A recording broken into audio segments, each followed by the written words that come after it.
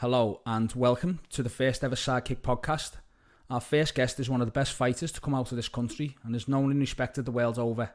He is a multi-world champion across numerous associations and also has an Irish Open victory to his name.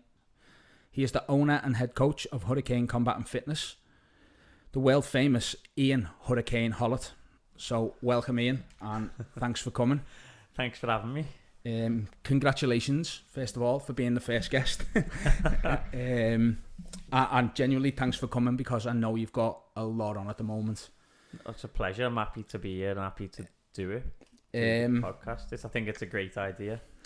Yeah, well, like I say, we have an introduction on our official first episode. This is our first interview on our official first episode. We have an interview and we just want to get people's stories out there, really. And you know, I've known a lot of people over the years in this sport, and a lot of interesting people with a lot of knowledge to give. Yeah. So it's something that we can just put out there and see where it goes. Yeah, I think it's fantastic. I think, like you say, obviously we know each other going back for what? Well, I was just going to say a little bit of background on obviously me and you. I can actually pinpoint the date because it was my 5th birthday, so it was the 6th of March, and it was 1990. And I think you'd already been training about a year then. Yeah, maybe about a year and a half. I think. Yeah, something like that. And that's where we sort of stem from. I won't go too far into it because obviously we're going to go into your journey through martial arts. But yeah, so that's where we started from, and obviously we still know each other pretty well now. Yeah. I train under you at Hurricane Combat and Fitness. And yeah, like I say, it's a pleasure to have you on, mate. So if we just start right at the start, where you started, it was a small church hall, wasn't it? Yeah. Yeah. Sedgemoor, Norris Green in Liverpool. It was, yeah.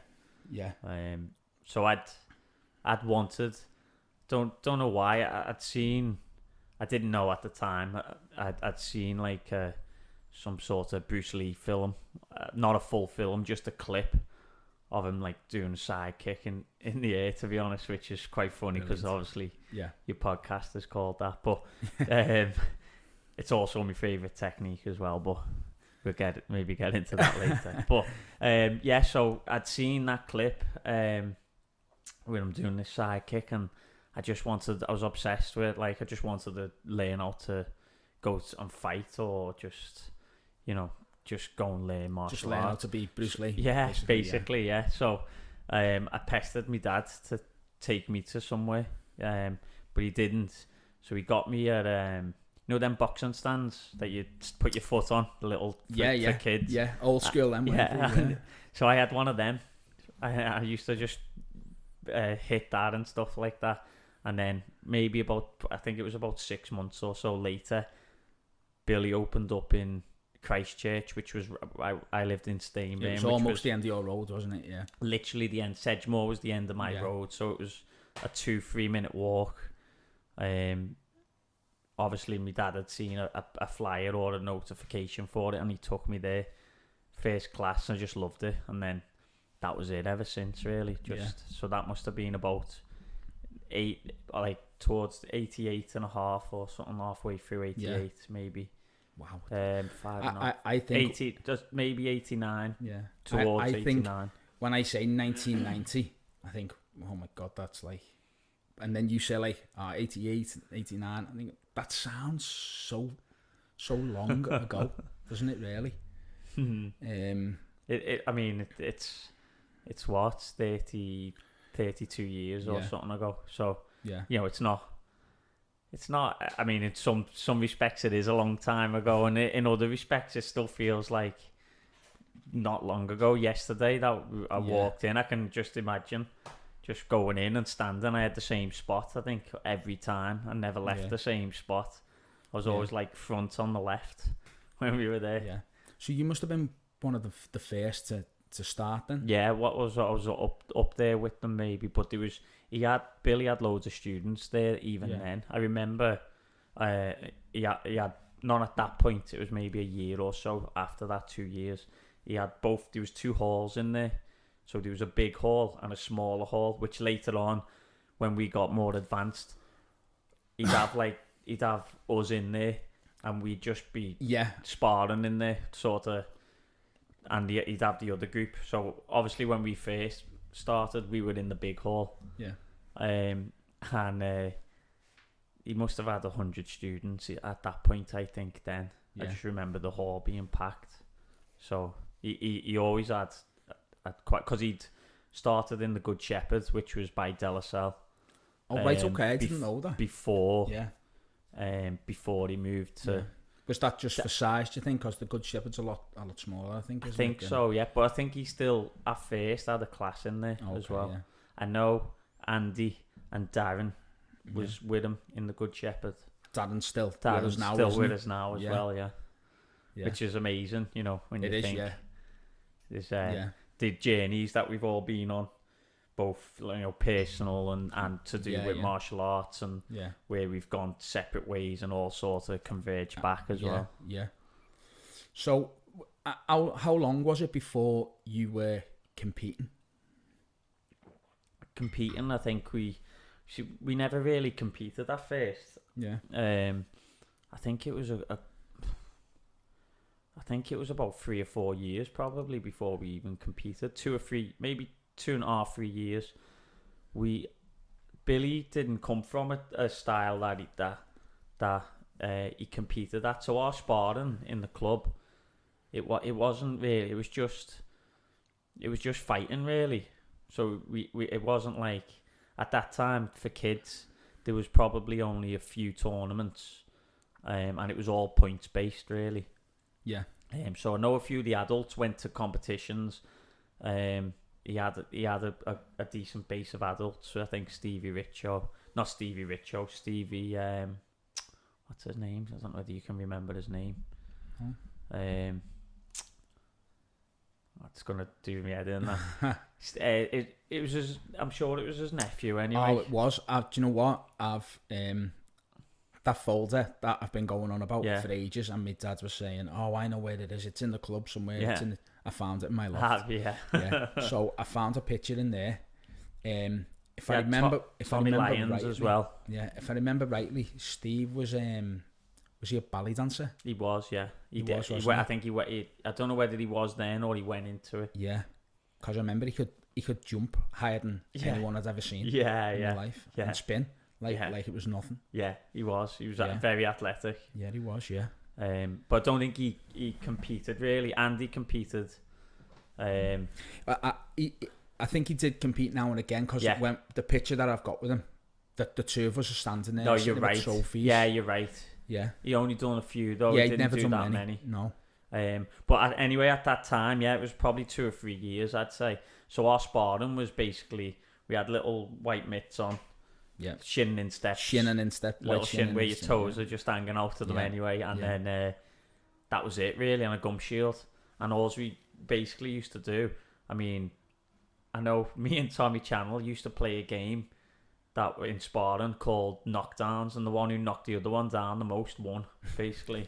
and I know that quite a few of us done that sort of game. It wasn't really sparring, it was just fighting with each other really. Yeah. But that's all, like, after a while, once we done loads and loads and loads of sparring. So when we first went to tournaments, we sort of had to learn the way the tournaments were and adapt, like how we'd been taught to the tournament really. So was that more? So I think it's Billy bringing stuff back and thinking, right, these are doing everything, do you think, or these are doing this? Because obviously I think you probably were doing tournaments not long after I started. Right. So it was you guys were like 2 years or so then. I think. You guys were like, that's where we need to be. Yeah. We want to be with them. Yeah. Because I remember the tournaments in, like, it must have been 92ish, 91, 92. Because I remember we used to go to tournaments back then. It was before that, I think. Yeah, probably 91. It was chaos. Maybe 90. Yeah. like the FSK in Manchester, and there'd be stands all around, and every stand would be full, rammed, yeah. and queues, yeah, queues into the car park easily every time. There'd be like Harris Fence or Cajun right the way around all the areas. You couldn't get in and out areas because they had security on. Yeah, you couldn't. I mean, you did have security, but we still. Well, you'd always end up getting people ended up getting in and sneaking in and just sitting there or going, "Oh, I'm fighting now." So you'd end up getting in. The adults would be on, and you were a 10-year-old, 8-year-old kid saying you're fighting now and trying to sneak in. Yeah. Or you've got to give a set of gloves to somebody. That was the best thing. Gloves, everyone used to share gloves back then, didn't they? And head guards, and groin guards, and whatever else. Everything. So I remember going, and the first ever, I think the first ever tournament that we went to was at the George Carnell. Yeah. And like you say, you go in and you just, the atmosphere, you could feel the tension in the air and the atmosphere and the excitement as well. Yeah. You just remember buzzing.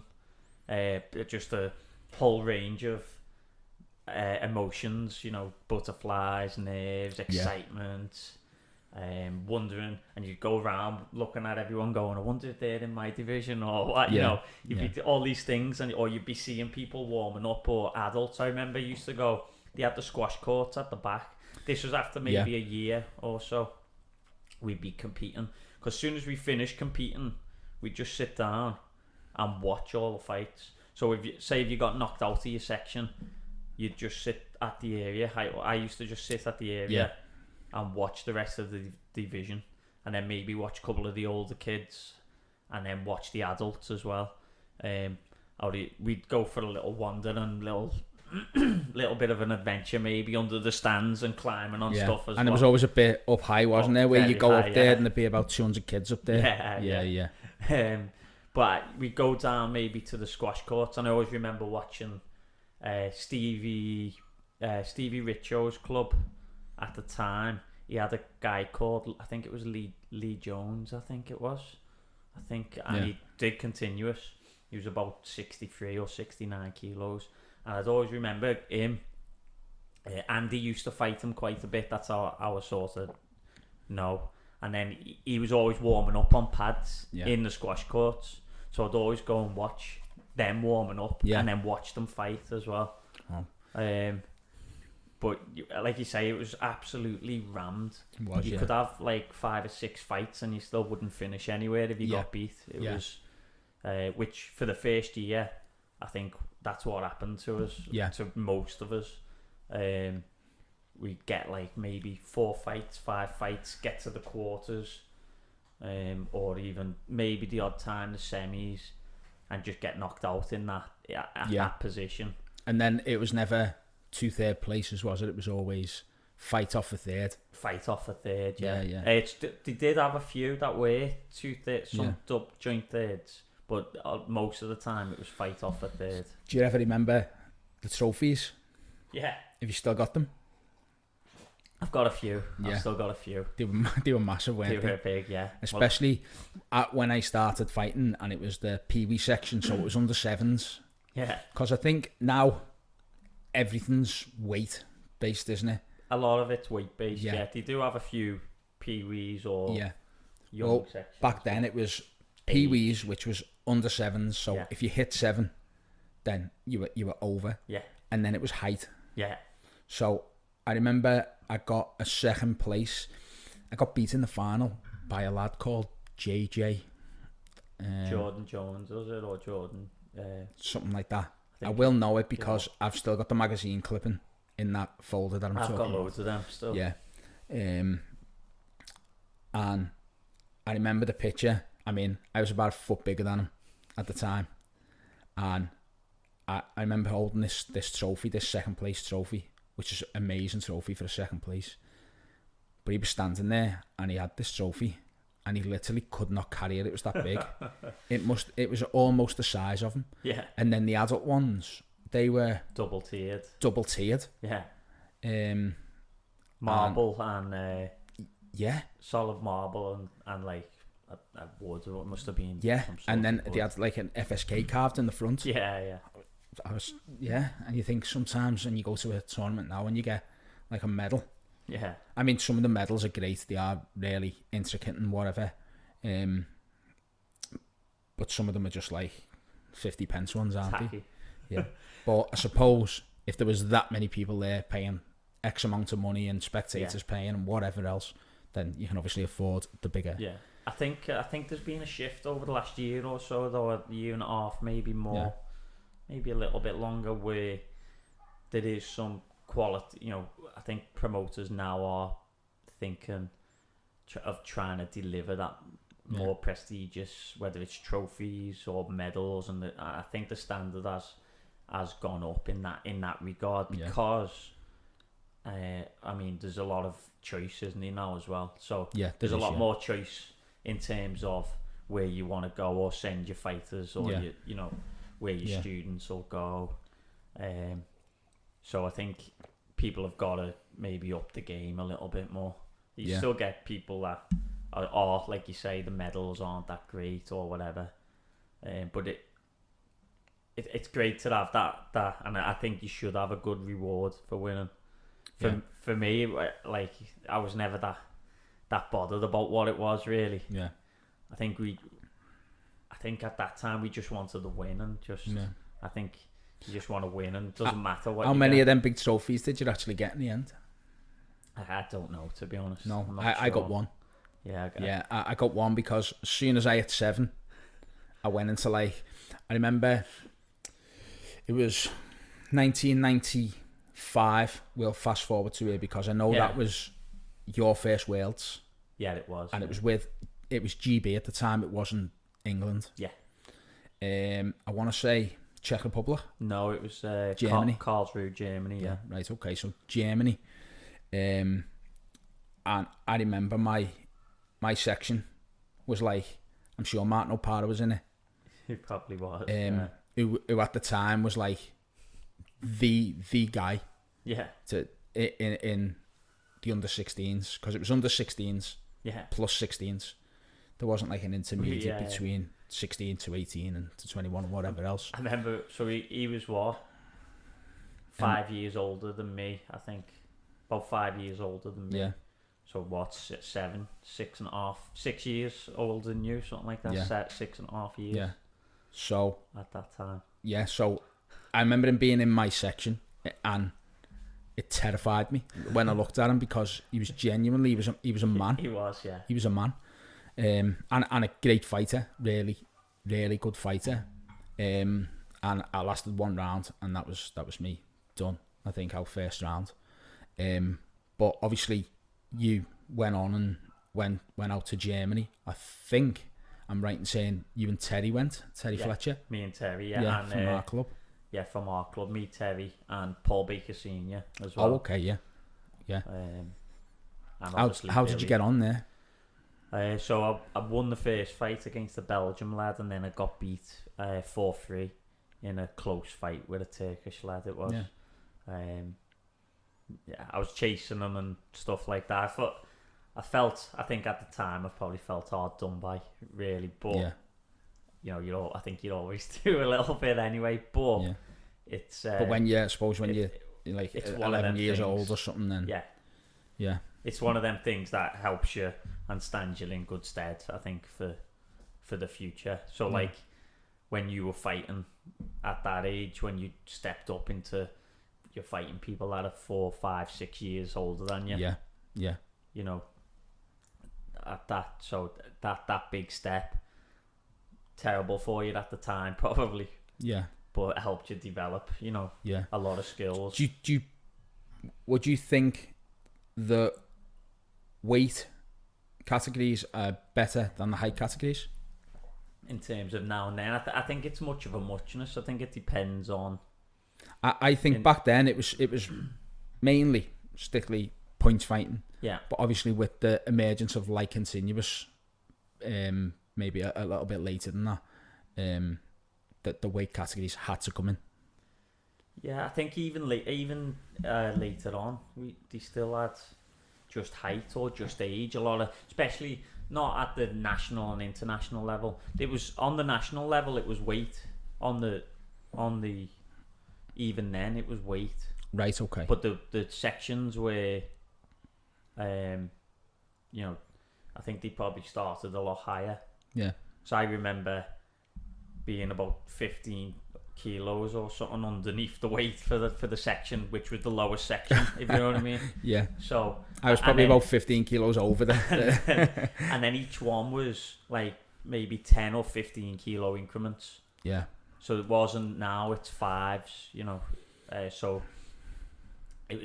now it's got age categories in as well, hasn't it? Yeah. So we've got 8 to 12. 8 to 10, it's even less now. It's 8 to 10, 11 to 12, 13 to 15, 16 to 18 in adults. Yeah. So there's a lot of, and then you've got weight sections within them as well. Yeah. So on one level, that obviously keeps the age disparity close together, makes it fairer to a certain extent. On the other side of the coin, I think because there's so many sections, I think there's a lot of fighters that I think when we were coming through, they were with the disparity being a lot bigger, you a lot more. There was maybe a lot more top fighters in each section that could. Any like 6 or 7 or 8 people could win that section. Yeah. Whereas maybe now it's 2 or 3. Yeah. Or maybe sometimes even less. And I think obviously they're not developing the same way in that regard. Although it probably is a lot fairer in the sense of it's a lot more equal in terms of age. So yourself, when you just mentioned Martin O'Para before, and he was like a man at that age. So you were like 8, 9, 10 fighting a 15-year-old. Yeah. So because of, which wouldn't happen now, you'd be the biggest in the under 10s, if you know what I mean, instead of a 10-year-old kid fighting a 15-year-old man, or which some kids develop faster than others, don't they? Yeah, no. So I think they have to, obviously, the safety wise, it's better. Yeah. In terms of development, maybe it might not be as better. But on the other side, you could say that if you could crush a lot of people that won't ever recover from that. Could have been easily for you to go, Yeah, you're right. Yeah. Fortunately, that didn't happen to you. So after your first World Championships in '95, you went the Czech Republic, which I'm presuming was '96. 96. Yeah. So after '96,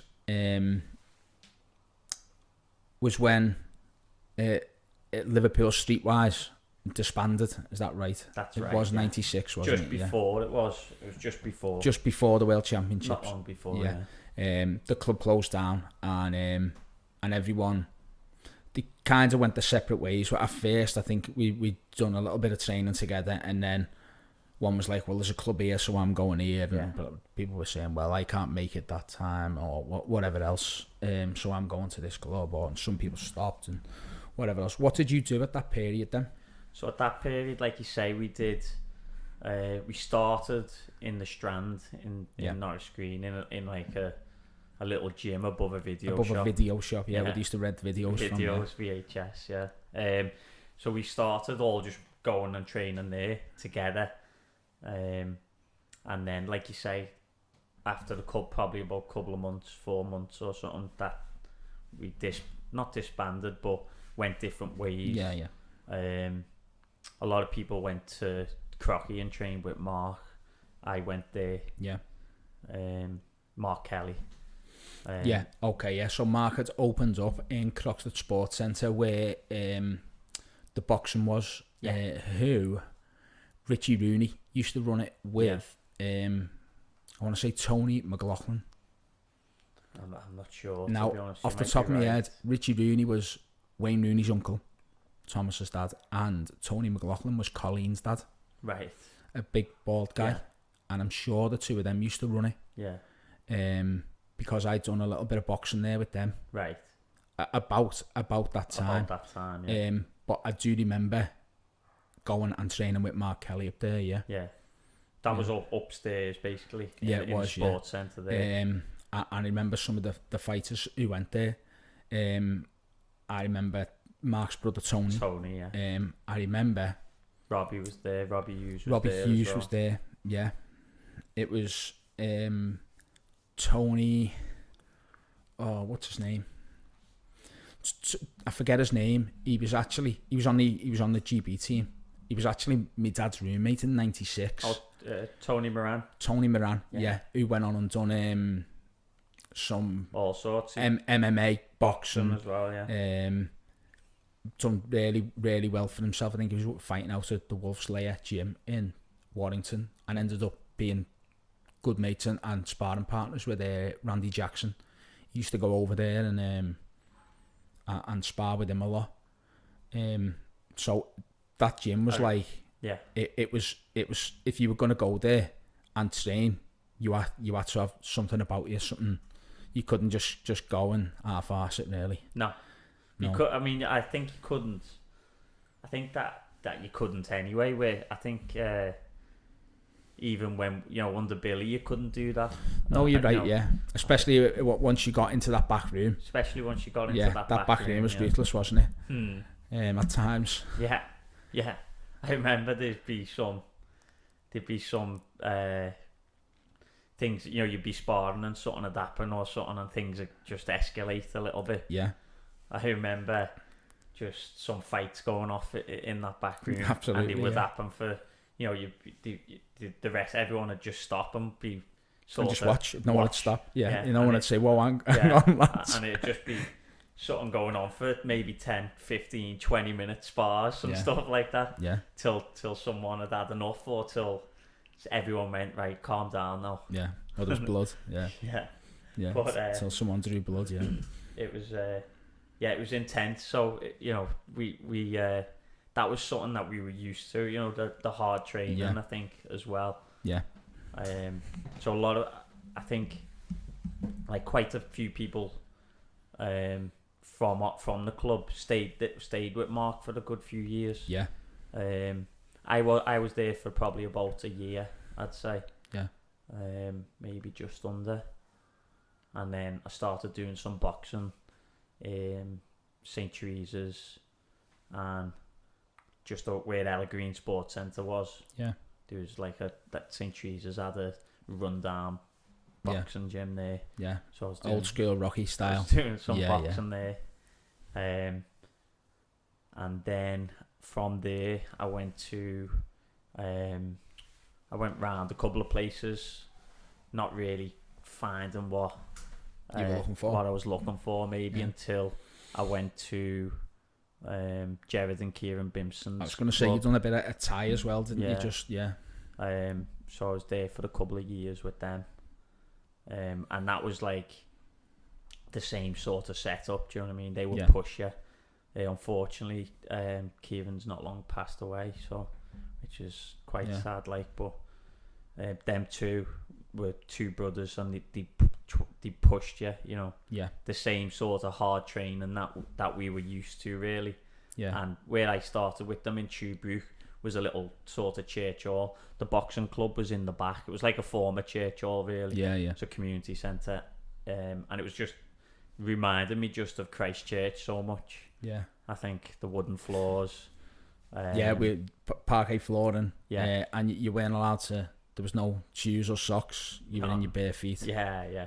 So it was that hard sort of training and like sparse background, I think, and they were very enthusiastic as well. Yeah, they loved it. That so I stayed there for a while, but I wasn't really done with the freestyle. Yeah, I'd missed it. I'd say maybe some unfinished business because I wanted to go back and win the world, basically.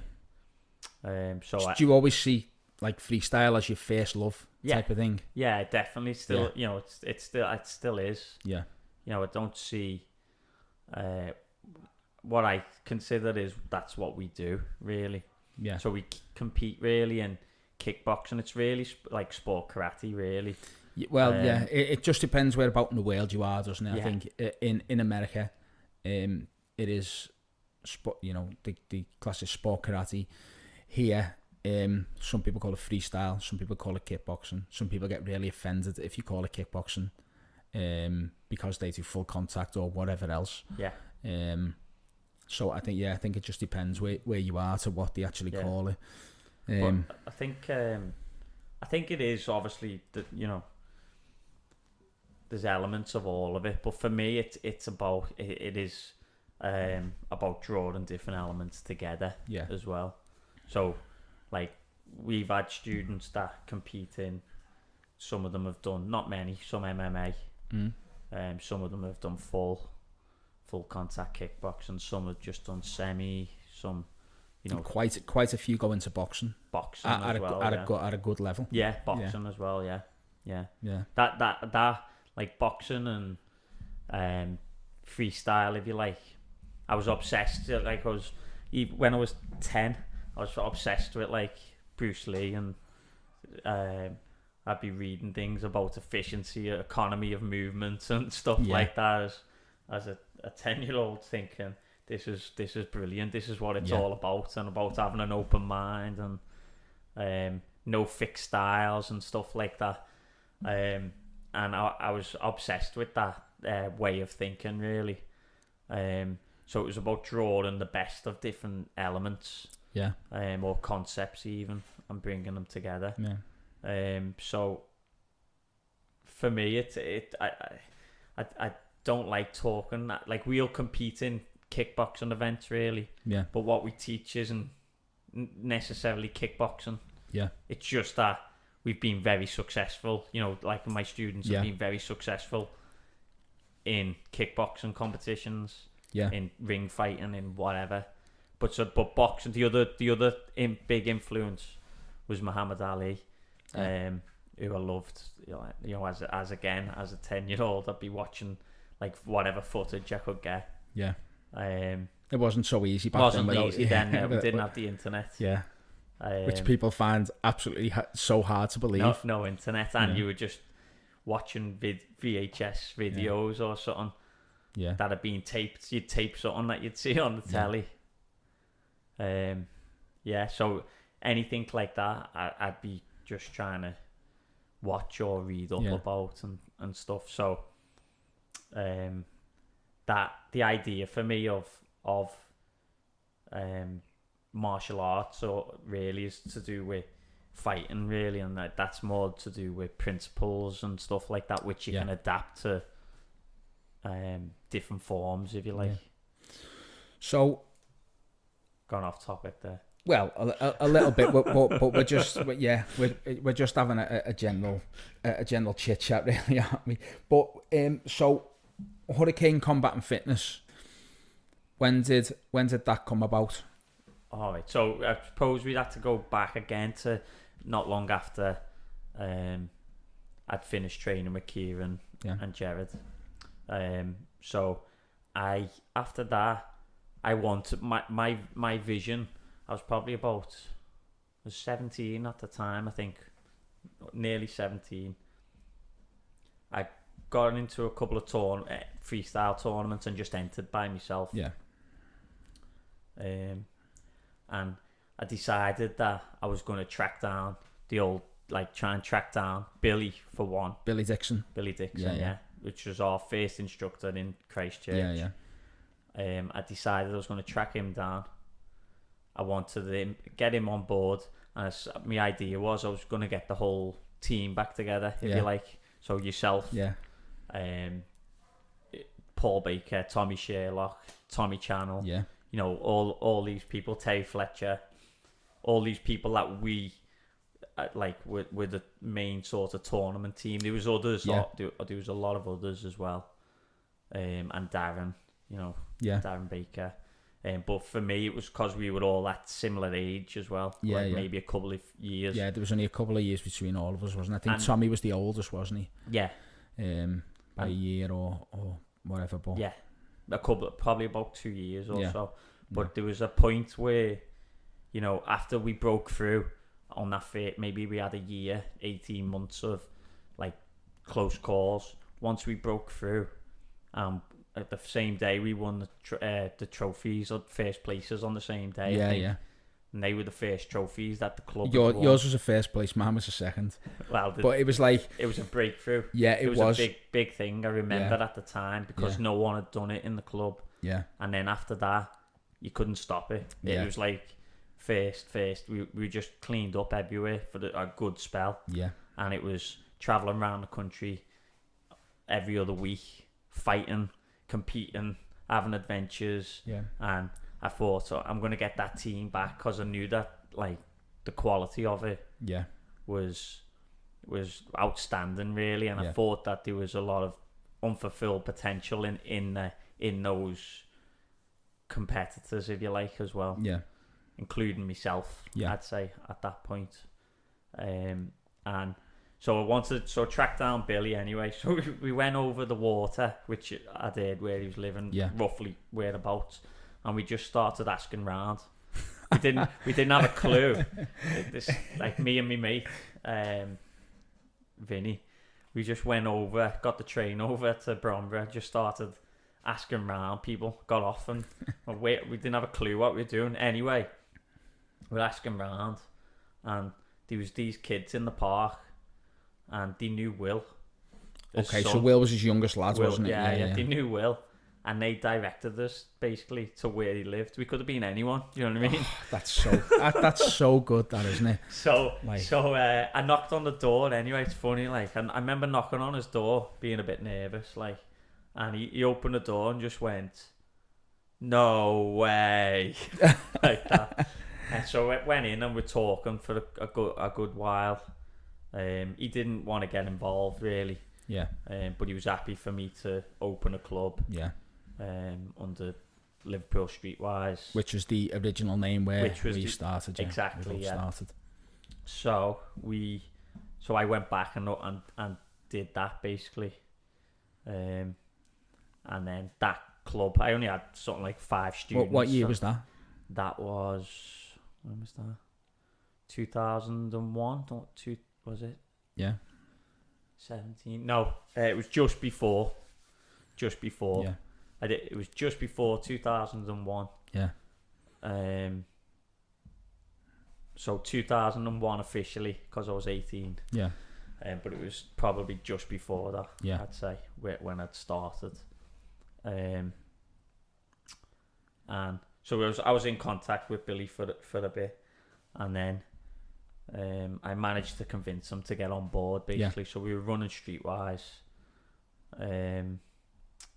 We were competing and stuff like that, and then started competing again, and then went to the Worlds in 2002 in Italy. And then at the end of that year, Billy didn't want to be involved anymore, so when I carried on the club for a couple of years, and then he called me up saying he didn't want me to use the name basically. So I changed the name to Liverpool Kickboxing Association, so LKA, which we were then known for a while. And then myself and you were looking round to open a club, and we were talking about the name. I think you had one that you wanted, Combat and Fitness World, I think, was it, or something? Yeah, I think it was. We didn't just want it as a kickboxing centre, did we? So once there's a fitness centre, and maybe do other. So we come up with a combat and fitness, didn't we? And then and not area specific as well, wasn't it? So and then Hurricane was my nickname really, wasn't it, as well? Yeah. So I think we got the two. Mashed them together, and that's where it came. That's where Hurricane Combat and Fitness started.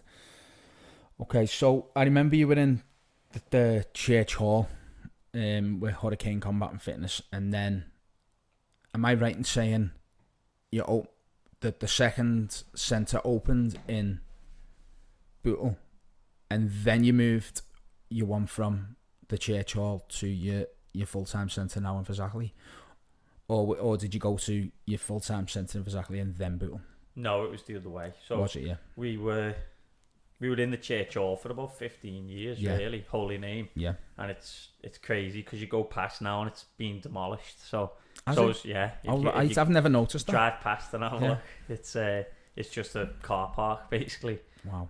Christchurch, where we first started, there's just a row of houses now as well. Yeah, it is. Yeah. Which is bizarre. You know, it is bizarre. So we started in. I remember going round knocking, looking for a venue to open. And so I think in my head, because I'd started in a church hall, I think that's where I was looking. Church halls, all, you know. So we were knocking at loads of church halls. My mate Lee Marshall came round and was knocking round with me. So we were talking, and we'd have like a little mini interview with either the priest or the parishioner or the person in charge of renting the community space in each place. And some are totally dismissive, and some were more receptive, but maybe too expensive for what we had in mind. And then we just got lucky, really, and finally got the right one with the Holy Name. Yeah. The right price and the right venue. The space was great. So you started with about 5 students. Yeah. Can you remember them? Yeah. So they were all family, really. So there was our Stacey, my sister. Yeah, sister, yeah. There was Sarah Rostron. Okay, who's now a multi-world champion. Yeah. Yeah, and still trains with us. Yeah. Her two sisters. Yeah, okay. And another girl called Rachel as well. So, right, okay, yeah. So there was 5 students for a while, about 6 months. I didn't even advertise, to be honest. We didn't advertise. I was just happy just teaching. It didn't really matter the way. And then I think, as it is, there's kids always knocking about, hanging around on streets and whatever. They got curious and, would shout in, messing, being disruptive, really. Yeah. So I remember going out and talking to them and saying, come in and have a go, drag them in. Yeah. So they started, and that was Mikey. That was like, there was a lad that lived over the road from the Holy Name, Carl, his name was. But he hung around with Mikey, which is Richie's older brother. Yeah. And then that dragged Richie in. Yeah. And another lad, Richie's mate, Daniel. All of these went on to be very successful, win and compete in world championships and stuff like that. Yeah. But that just started, it just sort of grew naturally, really. Yeah, there was no sort of going out with flyers and stuff like that. It was all word of mouth and dragging kids in. Right, okay, so now you have 2 full-time schools. Yeah. Okay, which you teach in both yourself. You do seminars all over the world, basically, from America to Venezuela. Guatemala and Mexico. Right, okay, Guatemala and Mexico. You're heavily involved in the WKKC, with the all kinds of stuff with that. You've got your Insight online stuff where is your Insight stuff. That's like a teaching platform from yourself that people can log on to. And, right. So how do you find any time to train? I know you've got all kinds of other stuff going on personally with whatever else. How do you train? You just find a couple of hours here and there. Yeah, you find the time. It'll go through spells where you're more busy. For instance, like with the WKKC, you'll have spells where you're a lot more busy and it takes up a lot more of your time than other times of the year. There's a lot of work that goes into sort of organising and doing the administration for the England team. Yeah. That takes up so much time, really. Yeah, because I remember I think we were fighting in Florida, and I remember some nights you'd be up till 12, 1 o'clock, and you'd be in the lobby just on your laptop, just getting everything ready for the next day and where everyone was. And I was like, wow, because you were fighting in that tournament, weren't you, as well? Yeah. It just baffled me. I was like, how does... I know you've never been a big fan of sleep, because you've always been up early and saying like whatever else. But yeah, it was just it was sort of that tournament where I seen it firsthand. Yeah. Where it just seemed like you were always like we'd fought in the day, say, and through to the final, and then we'd be like, right, okay, should we go for something to eat, and we'll just shoot here, and we can go for the sauna. What are you doing here? And you're like, oh, I've just got to get this done. Yeah. And then we'd go and we'd be gone like 2 or 3 hours and come back, and you'd still be there, like doing the stuff and whatever else. And that's when I thought, wow, how much is it actually involved in this? That's what made me think, how does you get the time to train? You just make it, you find it, don't you? And it's whatever's important to you, you'll find the time. Yeah, no, you are right. Yeah, I think with that as well, with the WKKC, my involvement in it stems from wanting to make it better for people, really. So we've been on trips in the past, maybe the old WKAs and stuff like that, where that was the original like World Championships that basically everyone went to, wasn't it? It was I don't want to say it was the only association, but it seemed to us like it was the only association, because everyone who was anyone competed at WKAs. Obviously you still had Wacko as well. There was still others out there that were very to us, that was the one. Very prestigious. I mean, I remember Alfie Lewis used to fight years ago. He fought Wacko, which was the best at the time. Yeah. But then I remember fighting WKAs, and then from WKA it split, which become WKC. From there, I think it split again, become WKKC. So what led you to go with WKKC at that time? I just think, well, we had students qualify for both, actually. Yeah. We had students qualify for both World Championships. I think we were going to be going to both anyway. Yeah. And then we had a dispute basically with Peter as well. Yeah. At the time. So I remember Joe was the president. Joe Turney was the president. I'd known Joe, maybe not as close, nowhere near as close as what I know him now. Yeah. But I knew, I liked him going back years, basically. So he was always well respected, Joe, wasn't he? Yeah. So I had a great respect for him, and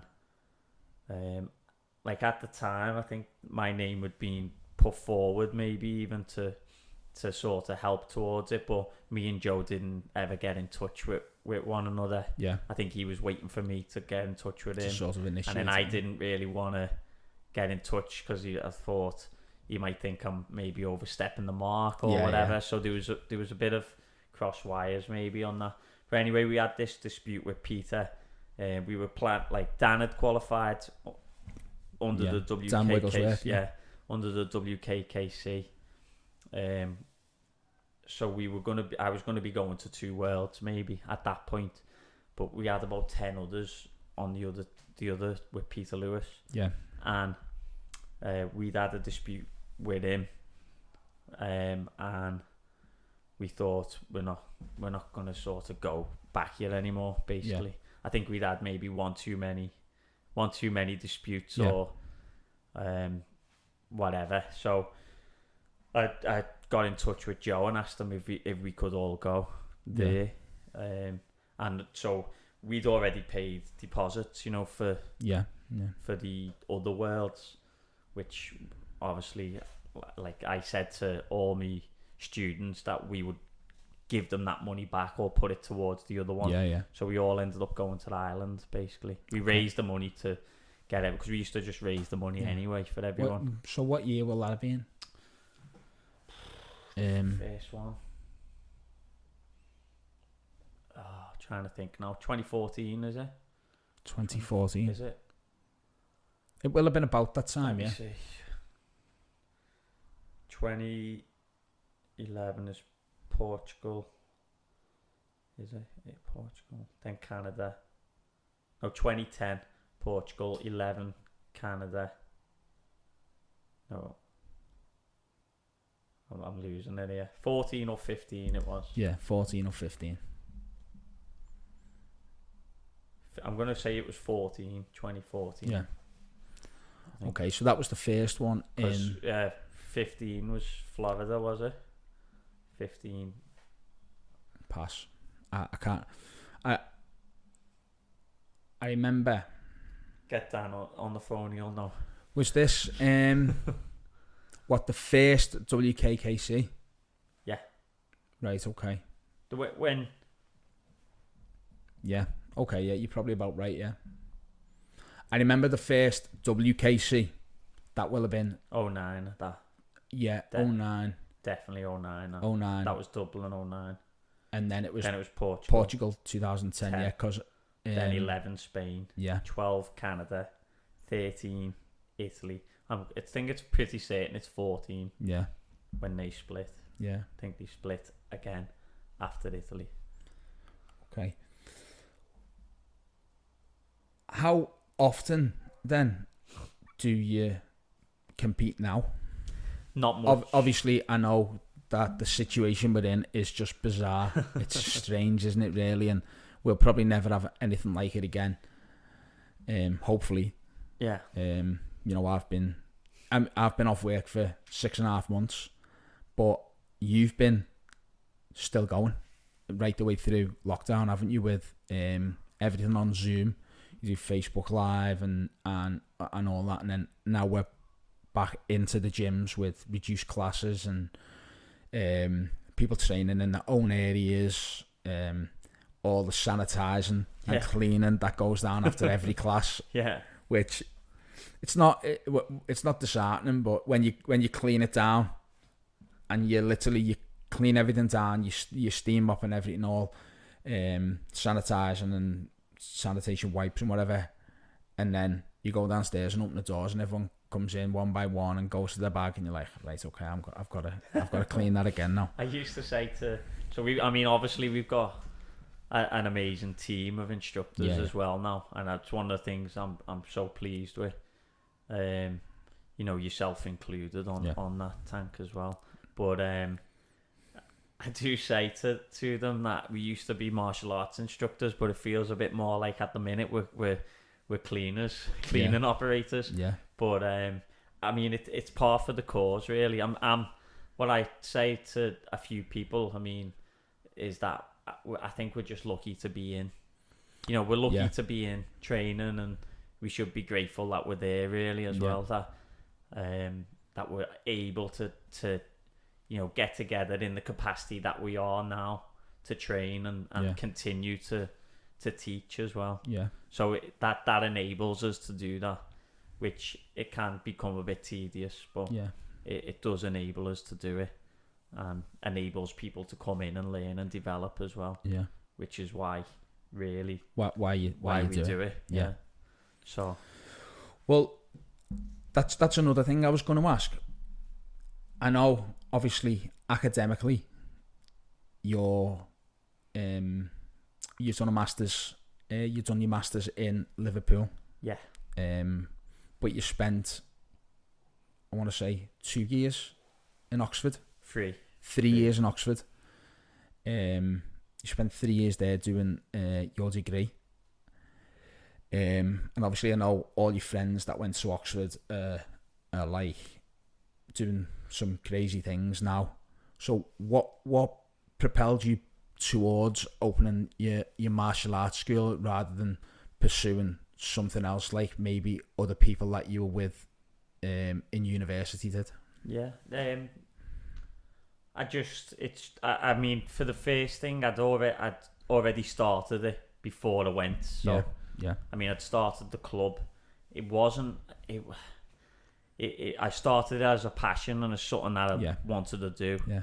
So in some respects, I've been like, I remember running. I used to run classes when I was 10. I think in my back garden. From all the kids in the street used to come in the back garden, and it was just always something you loved doing. Always something that I loved doing. Whether just sharing the knowledge or sharing something about how to do something, or seeing someone not being able to do something, and then that smile on the face when they could do it. Yeah. So I was even then. I was always wanting. I wanted to run a school then. I think, and it's always just been something in me. So even if like academic stuff or whatever, we'd go when we were in Oxford. We'd go on and we'd just have debates and talk and we'd want to learn and if you'd learned something, you'd want to go and share it with someone else. But I would anyway. Yeah. That was just the way I am. And debate it or whatever. So I think coming back, I'd been running the school. By the time I went to Oxford, I didn't go. So I left school at 16. Worked in the quick save for about 3 years, and I was running the club just for about 16 to 19. I was working in the quick save. I decided to go back to do my A-levels, which I went to Liverpool Community College in the city centre to do that. I remember one of the things that sparked me to do it, my dad, when I was younger, when I was a kid, my dad used to come home like with all sorts of cuts and rotten hands, basically. And I'd wash his hands or help him wash his hands, and he used to show me his hands and go, make sure you get a good education and that. His words were, I'm going to swear for a minute, but don't be a knobhead or a dickhead like me. Make sure you get a good education.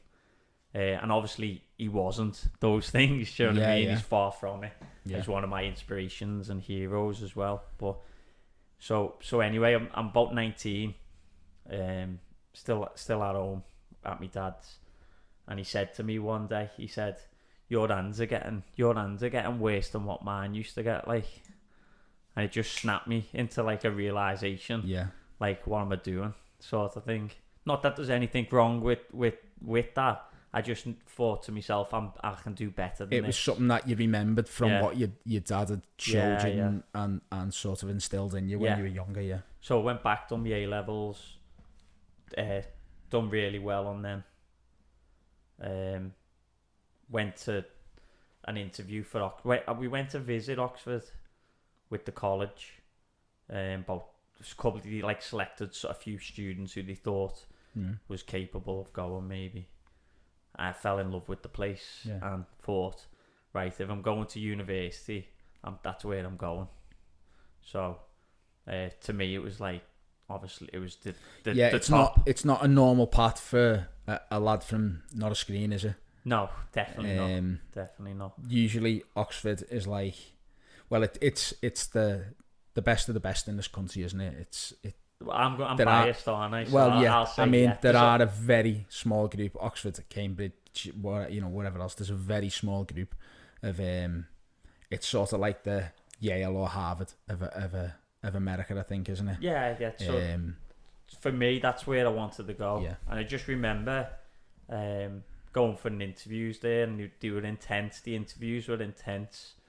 You'd have people sitting on opposite sides of the room, asking you questions. You'd be in the centre, ripping your theories apart and stuff like that. Yeah. And I remember thinking it was intense, and I remember thinking the experience. I thought, even if I didn't get in, I'm glad that I applied, and I've actually learned a lot from that experience. But I was lucky enough to get in, and that's what each week was like. You would have to, maybe some weeks you'd have 2,000-3,000 word essays to do each week, or 1.5 of them. Yeah. And you would write it, read, research, write, and then have to debate that essay with someone who's an expert in the world field with it. So it'd be you and them, like, talking across the table. Yeah.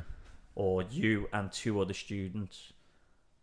And you just, like, sometimes it'd be like a hole had just opened up and swallowed you because they were just they were brutal. Some of them were brutal, like, and they would push you. So you would see maybe if you had if there was something in one of your arguments that was illogical, maybe they pushed that illogical point to its furthest till you realised it was illogical. Right, if you okay, so they would tie it in knots sometimes. You know, how can you prepare for in a week to go against someone who's an expert who's done it for 40, 50 years? You know, and it was great because it made you think, like, but it was really good. Yeah. So obviously when you were down there, I know your dad was looking after the club up here, who has been a massive part in not only your life. He used to, when we used to train, he used to teach us, and it was only last week we'd gone in early in the morning and we were doing our wall sits. So we were sitting on the wall, and Sarah said, "Do you remember Steph used to make us do these?" And it was like back to I was like, yeah. And he used to threaten that he was going to stand on your legs, and you were shaking, and he'd be shouting at you saying, "Stay up, stay up, stay up." But when you were down in Oxford, how did you stay training? Because you did actually still compete a little bit, didn't you? While you were down there. Yeah, I've always trained a lot by myself as well. Yeah. So, I went to all different clubs down there as well. So there was a taekwondo club down there that I went to and trained at, the boxing club. They were the main two really. But I did loads of training myself. I always have done. Yeah. So fitness wise, I've always been obsessed with just getting to a good level of fitness. My way of thinking is that if someone's going to beat you, it's not going to be because they've done more work than you, done more preparation or more practice than you. So, or that they're fitter than you. So I would always make sure that I was fit anyway. Yeah. So I would go do circuits with the rowing team. Yeah. Or I would go and do sessions, sprint training on the track with the boxing team and sparring and boxing circuits. Or I had an album that I used to go and do some skipping to before. So it was like it took about an hour to go through the album. And I'd sprint the choruses, like fast skipping on the choruses and slow it down. And it'd take an hour to go through. And that was like the first part of my session, if you know what I mean. So then I would go on and do maybe some sprints on the treadmill or lots of shadow boxing and drills, footwork. I can spend an hour just doing footwork drills. Yeah. That's what I used to do, basically. So did you do any World Championships while you were down there? I didn't do any Worlds. Well, I did one just before in 2004, and I did one in 2007. So probably finished in the May, June 2007, and the Worlds was August. That was funny enough in Karlsruhe as well. In Germany? In Germany, yeah. So coming up to a World Championships, what is your standard time you'd look at to get yourself, I won't say in shape because you always stay in shape? So period of time for myself, I'd say 10 to 12 weeks. Okay. I prefer the 12. I've done it in 8 or 6. Done it in 6 before, which was the 2007 one that I was on about. But I prefer the 12 weeks. That allows me to go through a couple of different cycles and feel really ready. I feel like at that length of time, that is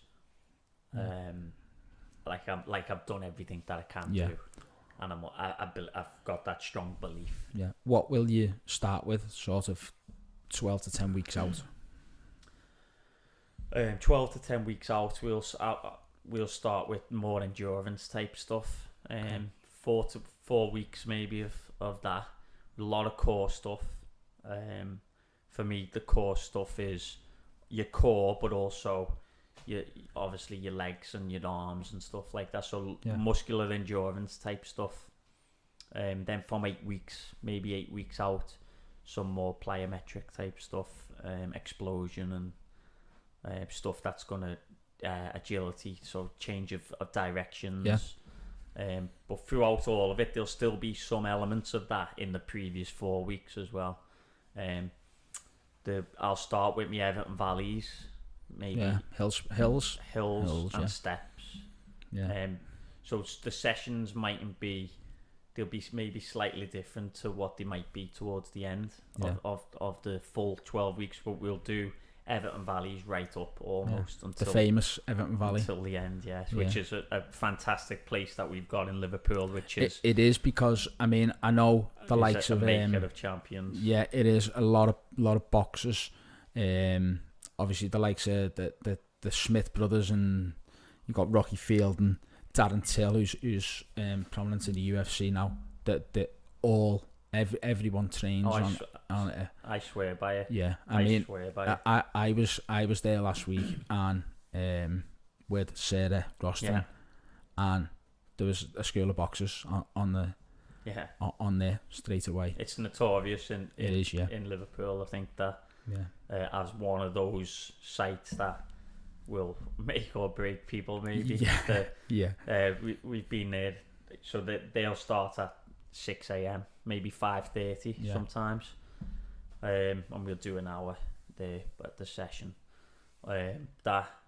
Those sessions, I really do mean that you want to be physically sick basically at times during them, and they will test your will. Cold, wet, stormy mornings at 5:30, 6 a.m. where you're just there by yourself. Obviously you've got your team around you sometimes as well, but there'll be only a few of you out at that time, and we'll all spur each other on and keep each other going. But you are fighting a battle, because obviously everyone's at different paces and different elements of whatever session that you're doing. You're fighting that battle with yourself, and I think it's, in essence, all the training that we do is that battle with yourself, really, and developing that strong willpower, and also, syncing the body and the mind together, to have that strong will, resilience, determination, discipline. I think the more you push your body, the more that we strengthen that side. So anyway, 12 weeks out for me. 12 weeks, Some of me students perform better. I've learned over the years that sometimes I'll start a bit earlier. Some of the students, 12 weeks is too long for them, because they might peak too early on that. Some of them only need 8, but I think 8 as a standard is a good. And you tailor platform. Everything to everyone's. So say if you've got 10 or 12 students going to a world championship, will you sort of sit down and look and tailor everything to every student? So we'll have, what I'll do is generally I've got some things here. So we've got I'll do loads of spider diagrams basically. I love a good spider diagram. So I'll have general things, obviously fighting and competing, there's lots of general things and principles that people need to really do. So everyone needs a good level of fitness, fitness. Now, my base level of fitness is different to what a heavyweight's base level of fitness is going to be. Obviously, the best base for everyone is the best thing, but I'm going to be able to maybe do more endurance stuff than someone who's twice the weight as me or whatever. So we'll have general principles where cardio, anaerobic training, plyometrics, and technical side as such. You have all these different elements. Sparring drills, when you're going to put free sparring, set sparring, pad drills, reaction drills, all this. So they'll all go into a general thing, and then I'll look at each person and think what they need most during that 8 to 12 weeks, whether it's psychological or physiological. Normally it's a Yeah. combination of the two. Whether it's I'll try and work on like people who compete. I'll be trying to work on maybe weaknesses throughout different times of the year. Yeah. But when it comes to Worlds times, especially that last 8 weeks, we're working the strengths more so. Yeah. So if they prefer to kick off that left leg or reverse punch off the right or back fist, I'm not going to be telling them to do the other side. Yeah. Definitely in the last 4 weeks, normally in the last 8 weeks, because you want them to feel that shot is perfect and that they've got it. So rather than if someone's been training for 5 years and working on a certain, not set of techniques, but they're better at certain, you're not going to change that in 8 weeks. No, you're not going to change that because the dominant habit is to use that. Yeah. Okay. You can only change that dominant habit maybe outside of that pressure cooker, if you like. Yeah. Once you come under pressure, you reform back to your dominant habit. So they need a longer phase to work in. And there might be some things that you'll bring in that might get them the odd point here and there, but sometimes that just 1 point can make the difference between them winning or not. So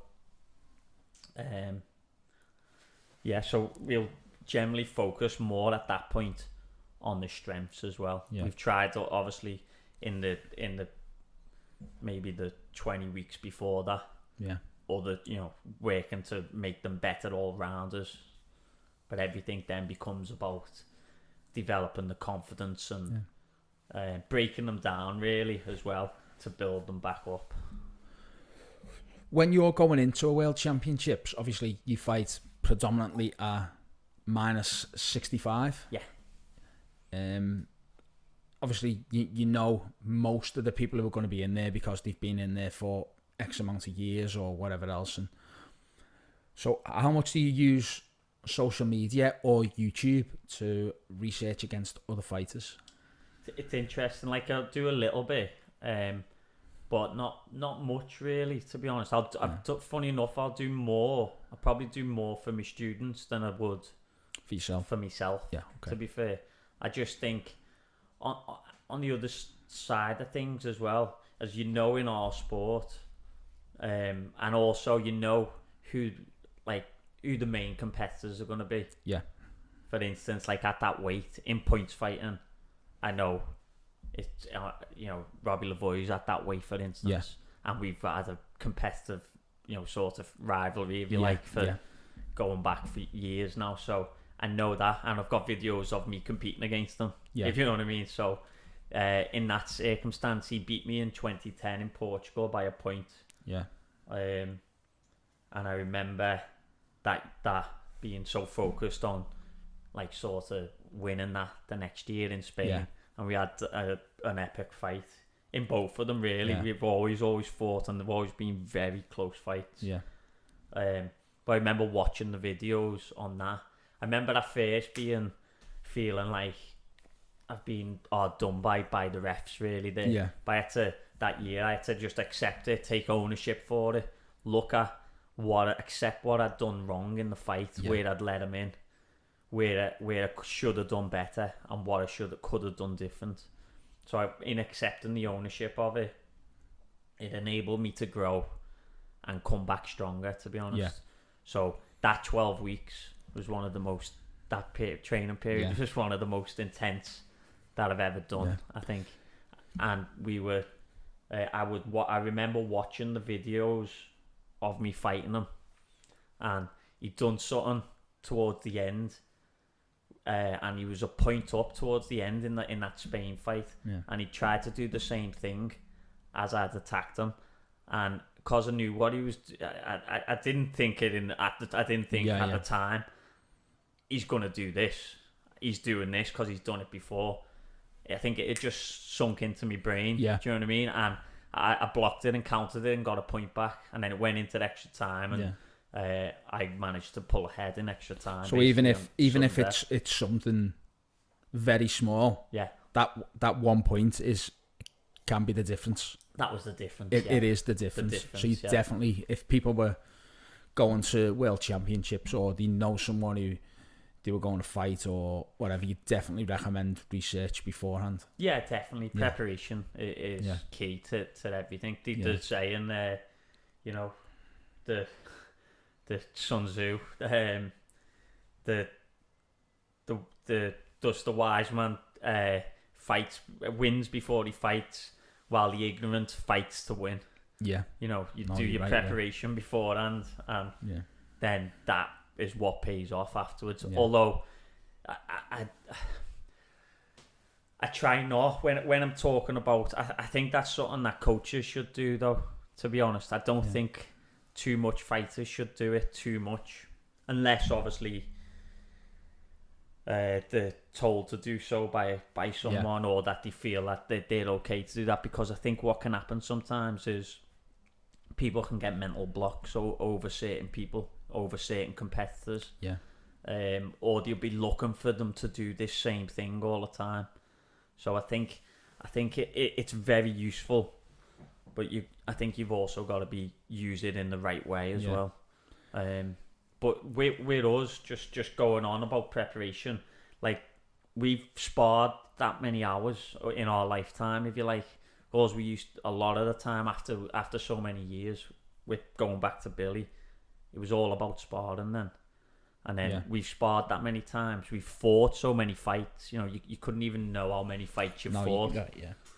That you know that in this sport, adaptability is so important. And someone can walk onto that mat from a country that you just don't know who's coming. You know, to the Worlds, or to a tournament. Someone can come on that mat that you've never seen before. There's no videos of them anywhere, and you've got to adapt within a very short time frame to what they're doing, or they've got to adapt to you. Yeah. And the person who can adapt the most, it's like the football or whatever sport you follow. The team that can adapt the most is the team that wins the league. So you know, certain styles of fighters will always do better. You know, like you could struggle against a defensive fighter or someone that is very defensively minded and has a tight guard, or gives very little away. But you might blow someone away who's very attacking, because you might be a counter fighter. Yeah.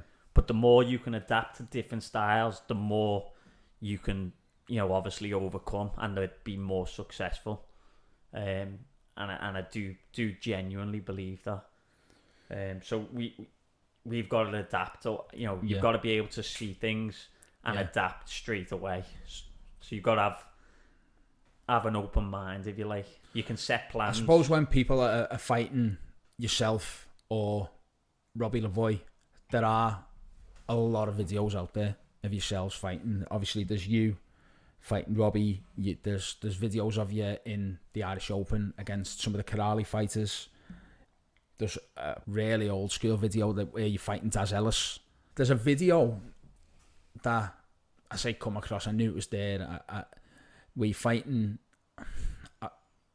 an American. Now, it was American heavyweight. It was in the teams. I want to say it was Anthony Merrick. Yeah, it was. Wasn't Anthony Merrick? It was, yeah. I presume it was teams, because obviously he's a heavyweight. And I think it's about a minute and a half in, minute 35.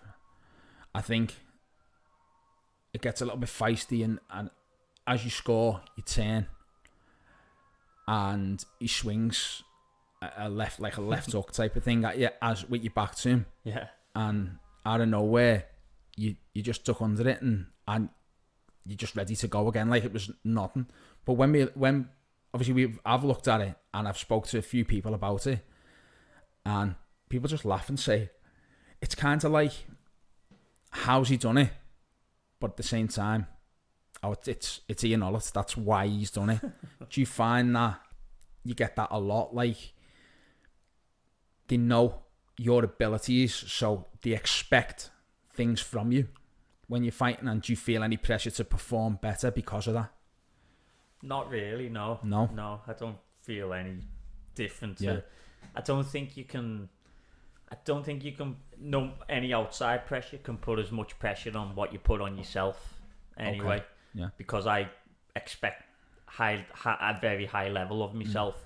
I expect the best from myself, and always want to do my best. So, it doesn't really come into it what people expect. Yeah.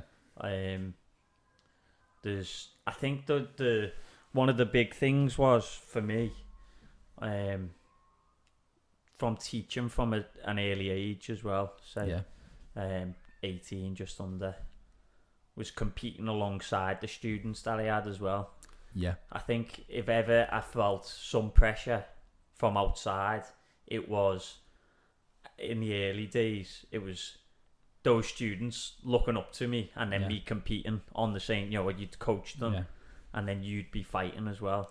Yeah. I think maybe there was an element of pressure for external then, where I thought, I better perform here. These are all my students, right, if you know what I mean. Yeah. So I think sort of a within club, like in-house pressure. Just from, because obviously these are, I'm telling them this is what they should do, and you've got to prove it. The proof's in the pudding, if you like. So I felt maybe at first there was a bit of pressure for me to do that, but no, the pressure from outside, or I don't even think about it, to be honest. You haven't got time to think about that when you're on the mat. No.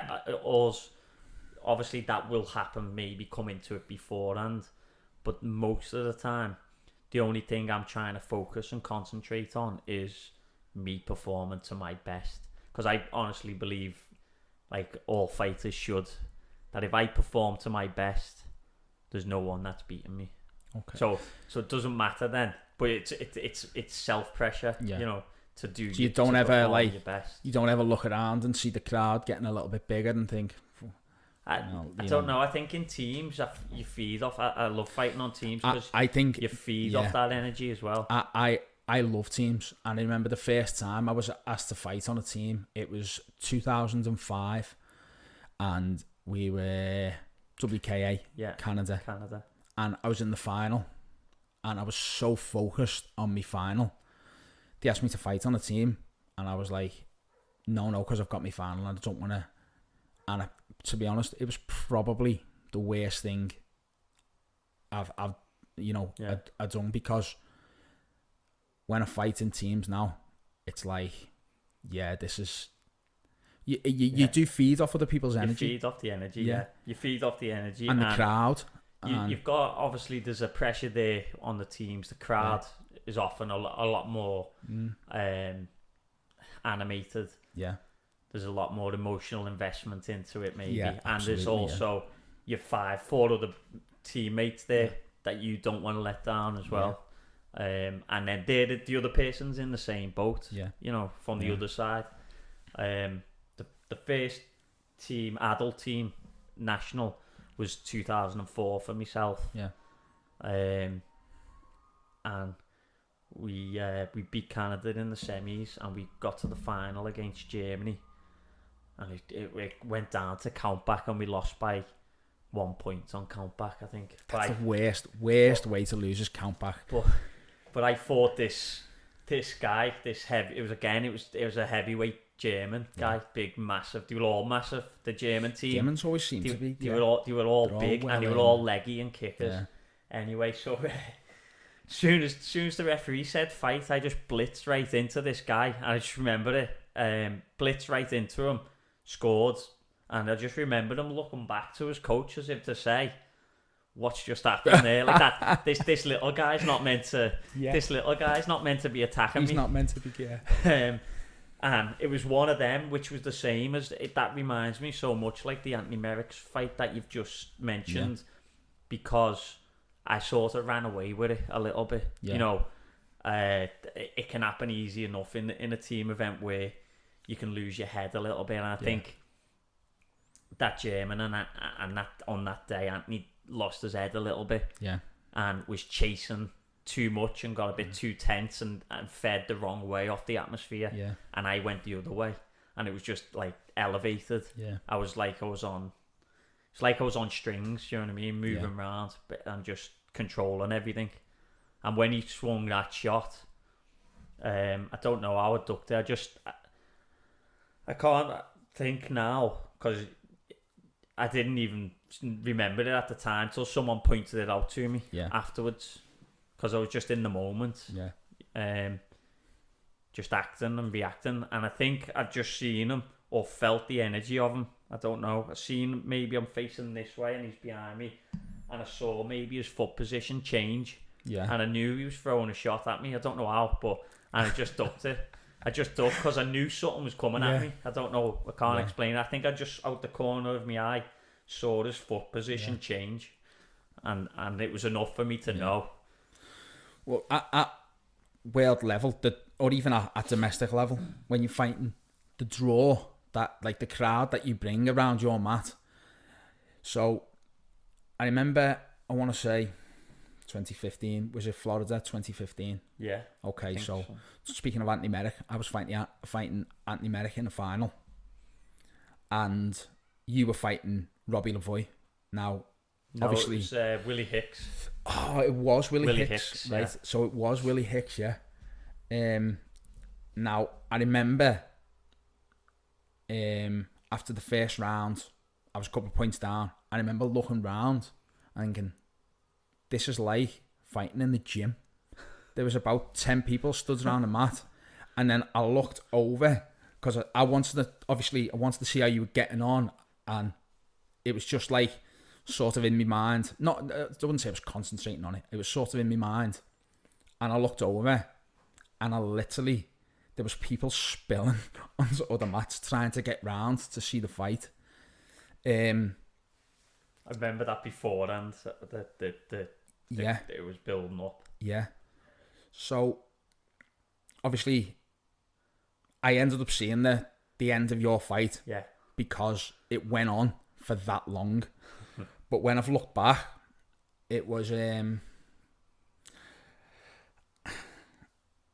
so I want to say you and Willie you were the top two fighters in the division, and both in the final, rightly so. It seemed like Willie was really gassed. Yeah, he was. Yeah, he was. I remember before the end, I think your glove would come off or whatever, and he sat down, and he was panting, and the referee said, "Come on, you can't just sit down, get up." I think he must have been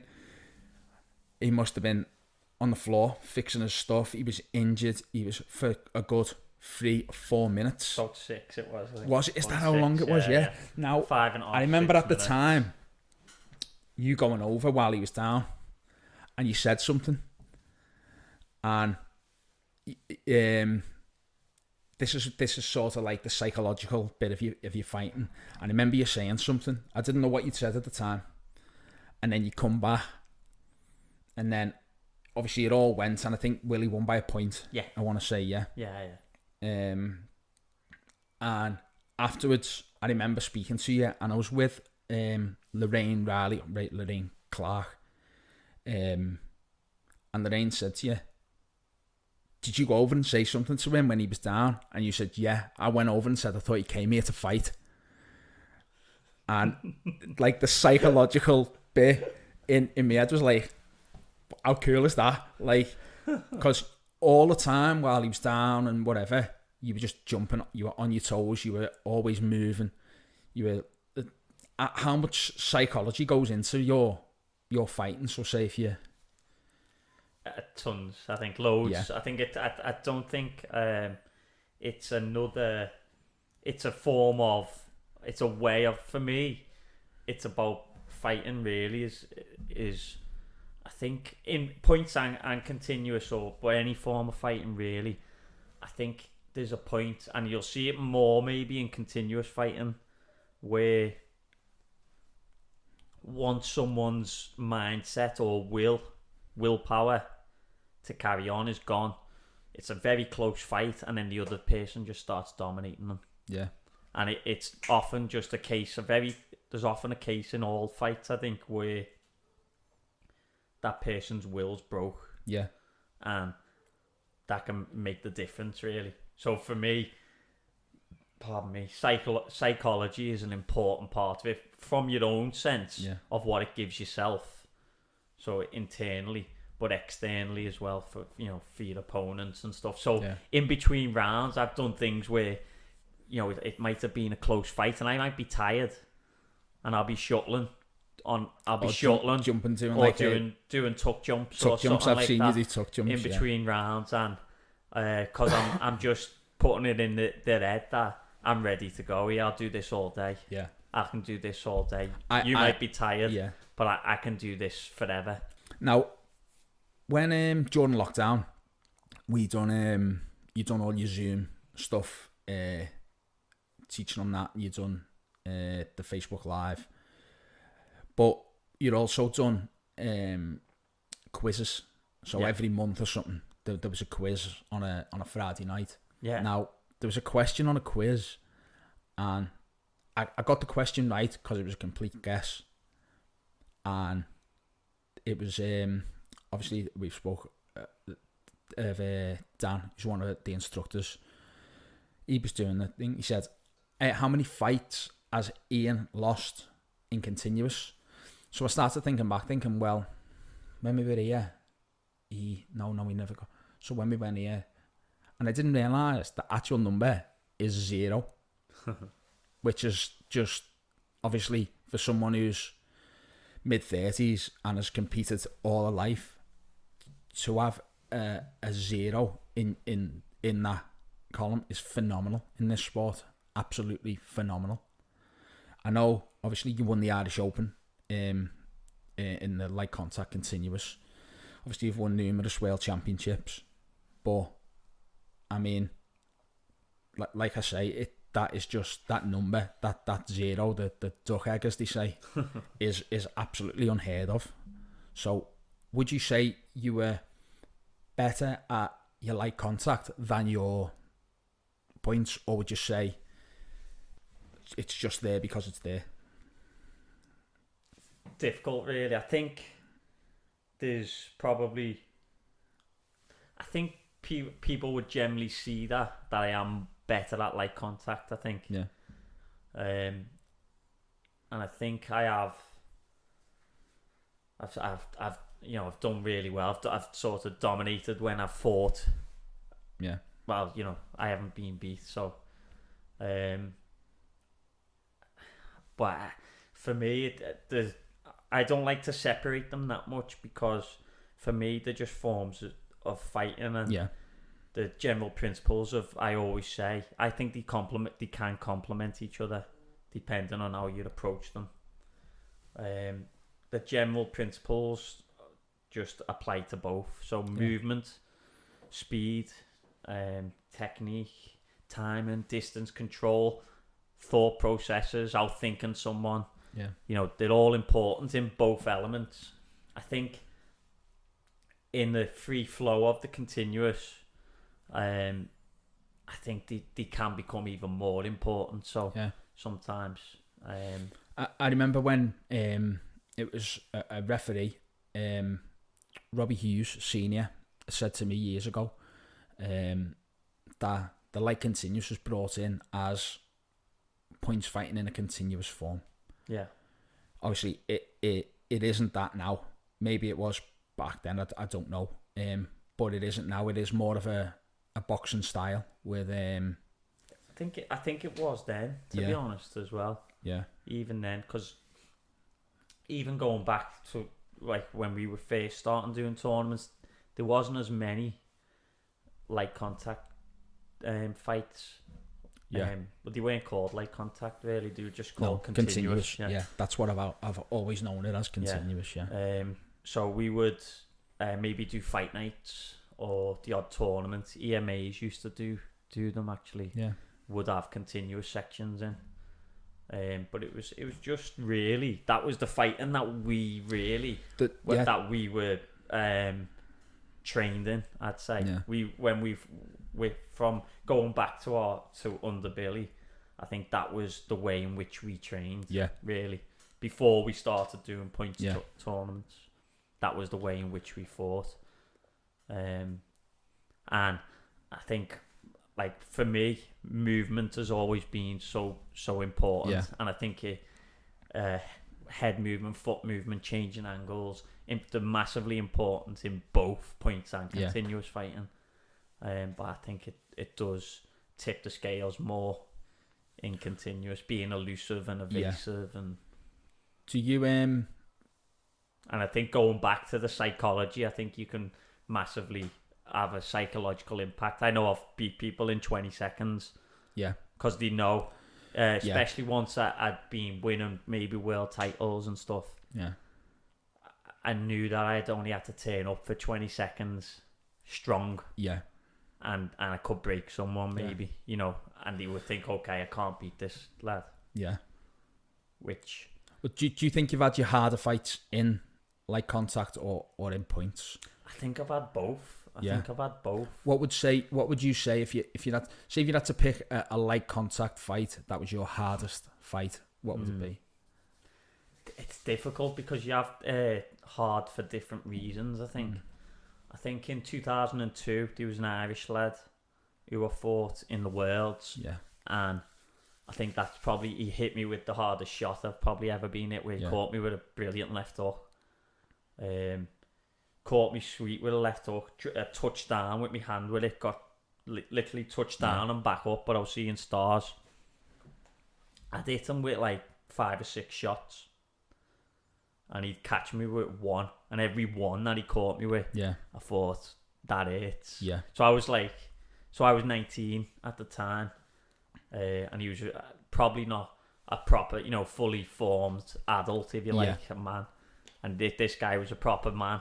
Basically, I was picking him off with shots and moving. And he had man strength. And there's always a difference, he caught me with some peaches, just every one, like whether it was a body shot or that left hook.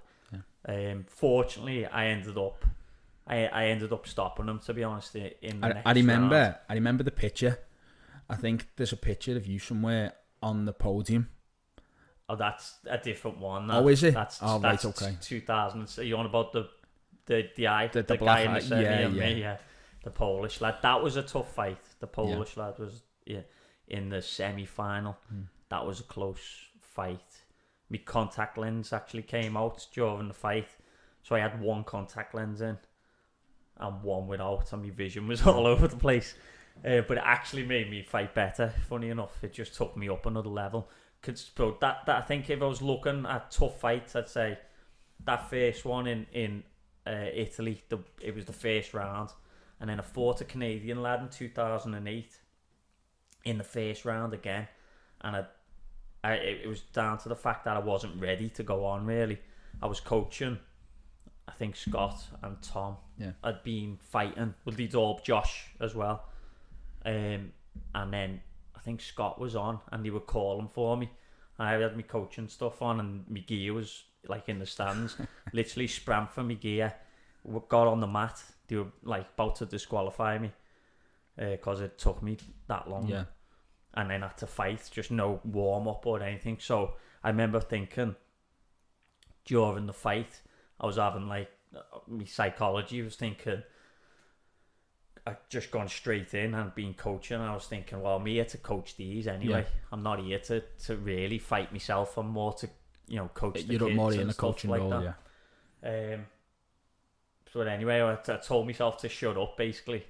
I remember having this was in between the rounds. I remember saying, shut up and just get on with it. And pull you know, raise your game, basically. So I managed to take them apart, to be honest, in the next round, but that was one of them that could have went either way, I think. But that was a tough fight for internal reasons, I'd probably say, just for my own psychology and mixing between being a coach and a competitor at the same time. So continuous wise, I'd say those fights, the last one in 2017 or 18 was it, Florida, the Mexican in the final. I wasn't well, to be honest, in that tournament. I was really not well, chest infections and stuff. I remember fighting a tough American lad in the first round. which I came through, and it reminded me a little bit of that Irish lad. He didn't really catch me, to be honest, but he just never stopped. Yeah. Until I sort of wore him out a bit. Yeah. And then the Mexican in the final as well was probably the same. Okay. But they're all. It's hard to say when someone asks you what's your hardest fight, because they're tough for different reasons. Whether it's getting hit, whether it's being physically getting yourself exhausted and just seeing it out psychologically. You know, they all have different sort of toughnesses or hardnesses, if you like, and points. I think you could just go on and on. Yeah, you actually could. Well, for points, who would be? Obviously, we've mentioned Robbie Lavoie, who's like, you've got sort of this rivalry on a world stage where you go and you'll win and he'll win and whatever else. What would he be? The guy who you'd say was you the hardest fight against, not at a certain point, but like the best fighter you've. I wouldn't say necessarily, because I think there's other fighters as well that have fought that. There's so many talented fighters, I think, and they all have different attributes as well. So, right. So I remember there was a fight. He's obviously right up there. Do you know what I mean? Yeah. But you've got so many. I think you've got loads in this country, loads around the world. Yeah. That I've been fortunate enough to fight. So I think there's probably one of the fights that one of the fights that sticks in my mind was there was a tournament. I say a tournament, it was more of a fight night, and it was Combat 32. Yeah. You'd fought X amount of times to get to the final. You got to the final and you fought Michael Page, who's gone on to do boxing. He's gone to MMA and done brilliant things there. MVP, Michael Venom Page. Now, the first sort of, obviously you're all pumped straight away. You've faked him, gone in with a blitz, and he's done a jumping turning kick, a jump spinning back kick, something. Like a double defense side kick, I think it whatever, was. So he's caught me with the first side. I remember it. Remember blitzing it. Yeah. He's faked me, and he's brilliant at his distance control. Yeah. And he's obviously that fight, I had to work a lot harder to get inside his range as well, because there's a big height disparity between myself and him. So I remember he's twitched and I've blitzed miles away, so too far away, and he's caught me with this side kick, jump spinning side kick. Yeah. And it sent me flying. Yeah, I remember the first one stood you up, and the second one, you went. Stopped me dead, and then the second one just sort of knocked me back about 6 foot. Just took me off my feet. Yeah. I just remember thinking, right, I got myself back up, and remember thinking, I'm just gonna let him know that he's in a fight. He's not gonna have it all his own way. Yeah. So I remember. Getting in, and the next point, he might have scored just first with a hand shot, and I think, and I've hit him after stop, just on the side of his head or something, or the back of his head, and he's clouted me back I remember you come in with a kick, and he's turn and sweep, obviously because his legs are so long. And then after that, you've come out, and you've sort of gone side kicks towards him. And then you've gone to drop into a blitz, but you've side kicked him again, and he's gone to come in, and you've hit him right with a side kick in the head. And I remember it. I remember being there. It was in Manchester, wasn't it? Yeah. I remember being in the stands, and then obviously researching some bits. I've looked again. He's 6'2". Yeah. And what are you about? 5'8", 5'8" now, or something like that. Keep the off in there. How do you, obviously how do you fight against bigger fighters like that, and then with him being so rangy, his distance control is brilliant.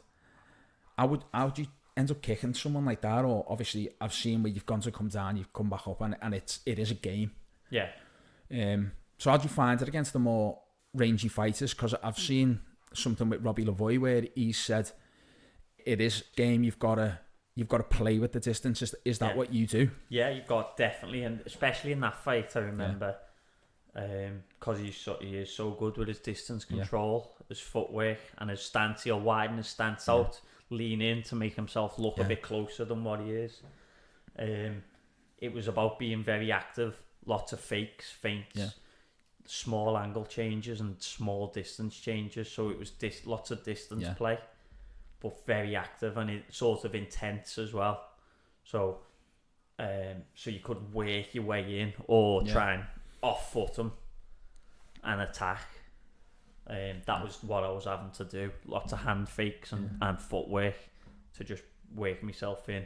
But I think I was, in some ways, I've been fortunate that going back to what we were saying earlier about the weight divisions now and age sections and height sections, and when we were first started, it was just say it was 8 and under or 7 and under 8, and then under 16s. Yeah. Sometimes it would be 8 to 12, no height, no weight, just 8 to 12. Especially if we did like we went, because we used to go to all different comps. It'd be traditional or taekwondo or whatever, freestyle. So I was always small for my age, really. So I was always fighting bigger people as well. So that would stand me in good stead down the line. So it for me, it's about like you said about Robbie saying, it is about that distance play. Yeah. But I think all fight, whether it's someone bigger, smaller, whatever, it's about that control. If you control the distance, you're going to control the fight. Yeah. So whatever way you can do that, that's how you control the distance. So obviously some people are faster than others, so they can go at a bigger distance. Some people need to get closer. Some people are waiting to time you, so they need to position you on an angle. That was a tough fight. That was a tough fight, and the setup that it was Danny Harrison, wasn't it, who'd organised it. So you've got Danny on the mic, he's shouting the points out, he's shouting he scored, he's hyping the crowds are going mad. I think after it was 3 rounds, wasn't it? Yeah. After the 3 rounds, I want to say it was 11-all. Yeah, so and I'm not sure it was level. Then it went to an extra minute. Yeah. And he just pipped you after the extra minute. Yeah. But the whole what Danny had done with that was brilliant. I thought it was amazing. I was surprised that there wasn't more. I think he maybe had enough of it, and then I think the whole concept of it was great. It was good, wasn't it? Yeah. Yeah, I just thought that the whole thing, the way it was set up, and the concept of the Combat 32 was brilliant. I remember, I think it was the year before, he'd done a blue team versus a red team. I think yours was a black team versus the white team or whatever it was. It was the North Stars. Oh, North versus South, wasn't it? Yeah, North against South, which I suppose is great. In I suppose in America you could go with a state. Imagine that'd be a good one, wouldn't it? State versus state. But there's some questions here we're going to ask everyone. What gives you the most satisfaction from the sport? Is it seeing yourself like progress from where you were to where you are? Is it giving back? Is it seeing your students do stuff? What gives you most satisfaction? Difficult to say. Between probably now, it's between my students, seeing them succeed really, and on the succeed both on the world level for those that compete, but some of them it's a success for the students is overcoming anxiety or just becoming healthier in themselves.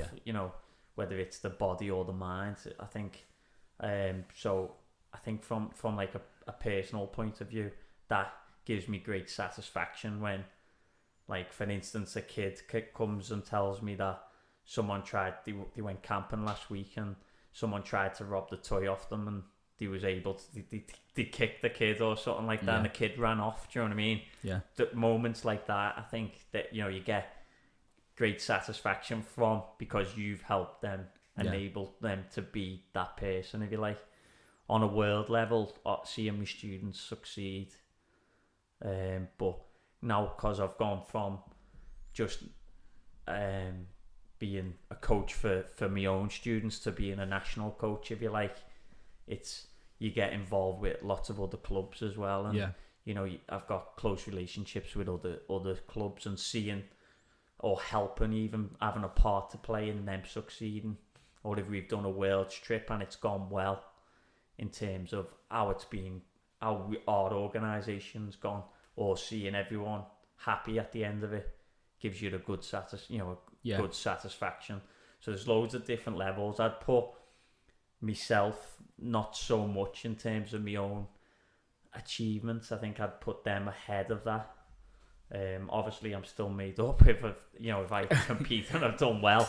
I'm still happy with that. But for me, I think I'd rather see my students succeed, really. I've really had my time of competing and stuff like that, and now it's great to be able to make that difference for them, because I do feel that I can change a fight for somebody as well. If I'm behind, I don't mean it to sound cocky or anything like that. I just know that I can see things sometimes that they won't be able to see, and I can help them. Do you know what I mean? Yeah. So, well, I know that from personal experience when you've been behind me. Yeah. I think that there's fights where you've changed like the course of the fight because of advice you've give or whatever. So I can certainly see what you're saying there. So next question is, when you were growing up, actually when we were growing up, and we were going to these tournaments, what fighter did you always look for to watch? It's difficult. I think I just used to watch everyone.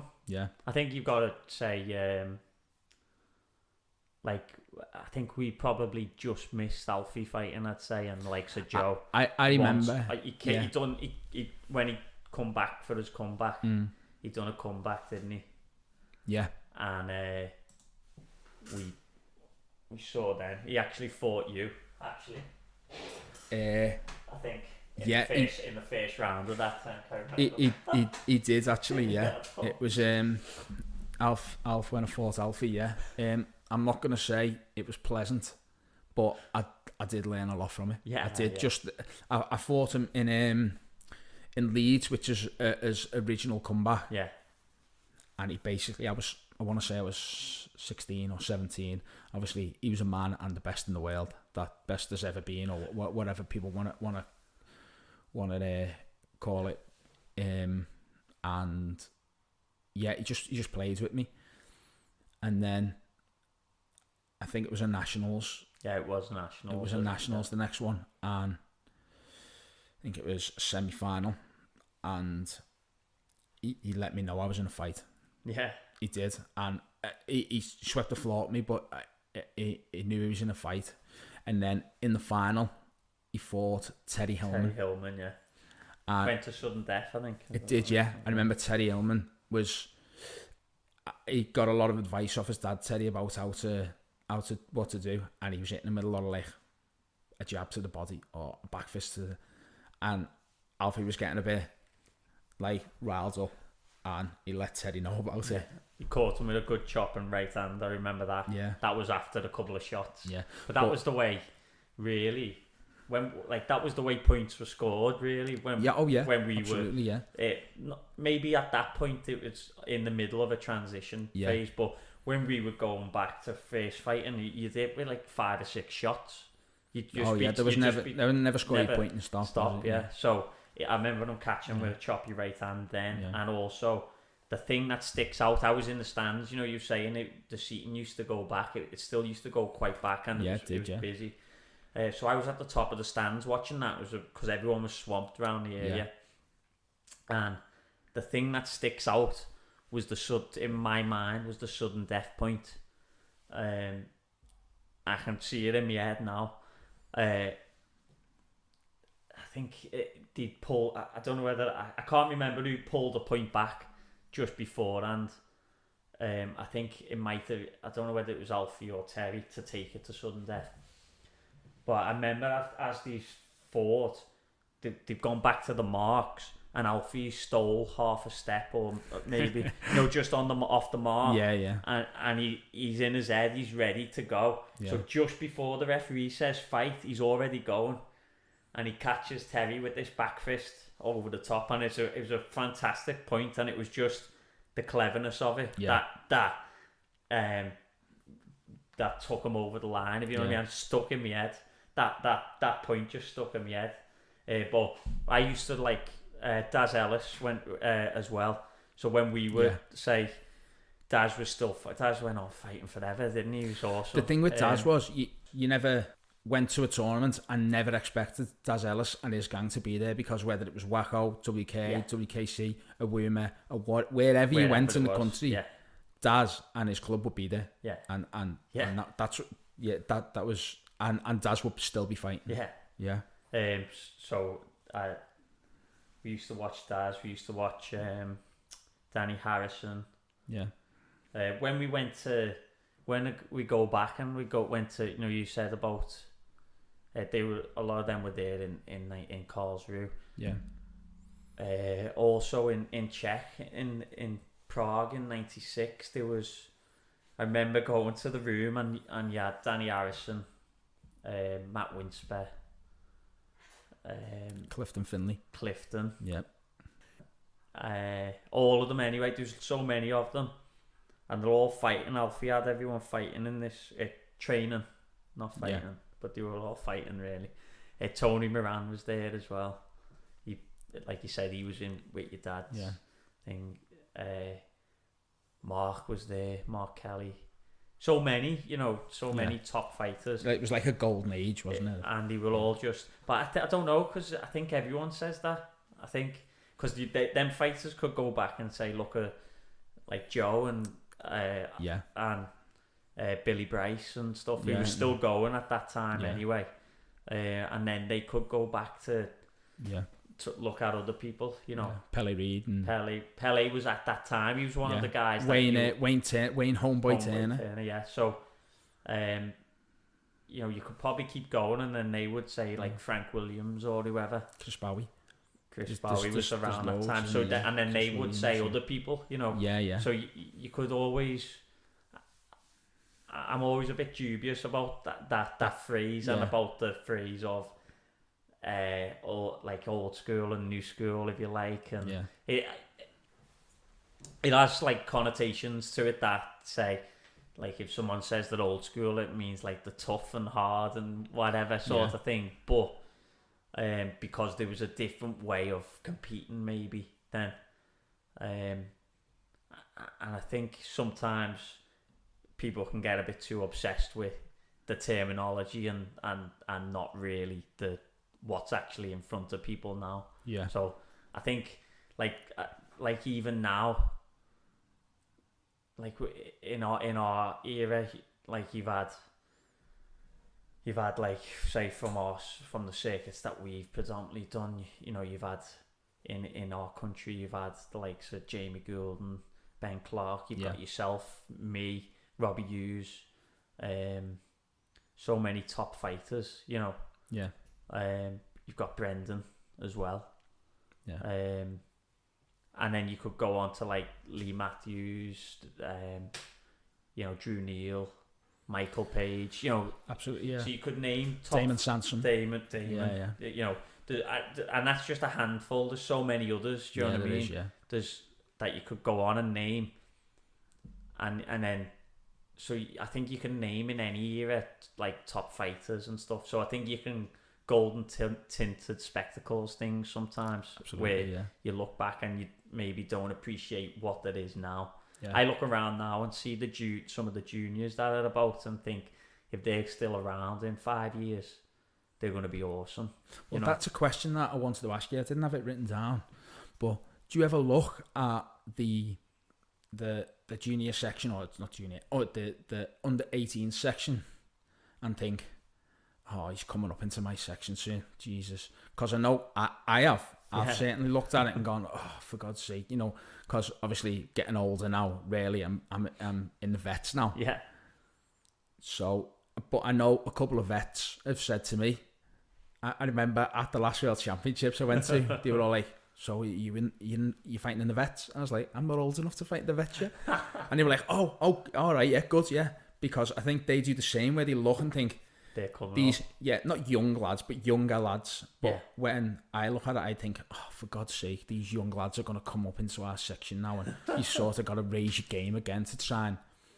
I think because every young budding star coming through, wants that sort of notch on the belt. Yeah, they want to take that guy out. You've got to beat them, haven't you? So if they want to be the best, don't they? Yeah. So I think no, I don't think. I think now I think that was something that was so pleasing about, say, my last Worlds that I fought in, which was Florida. Yeah.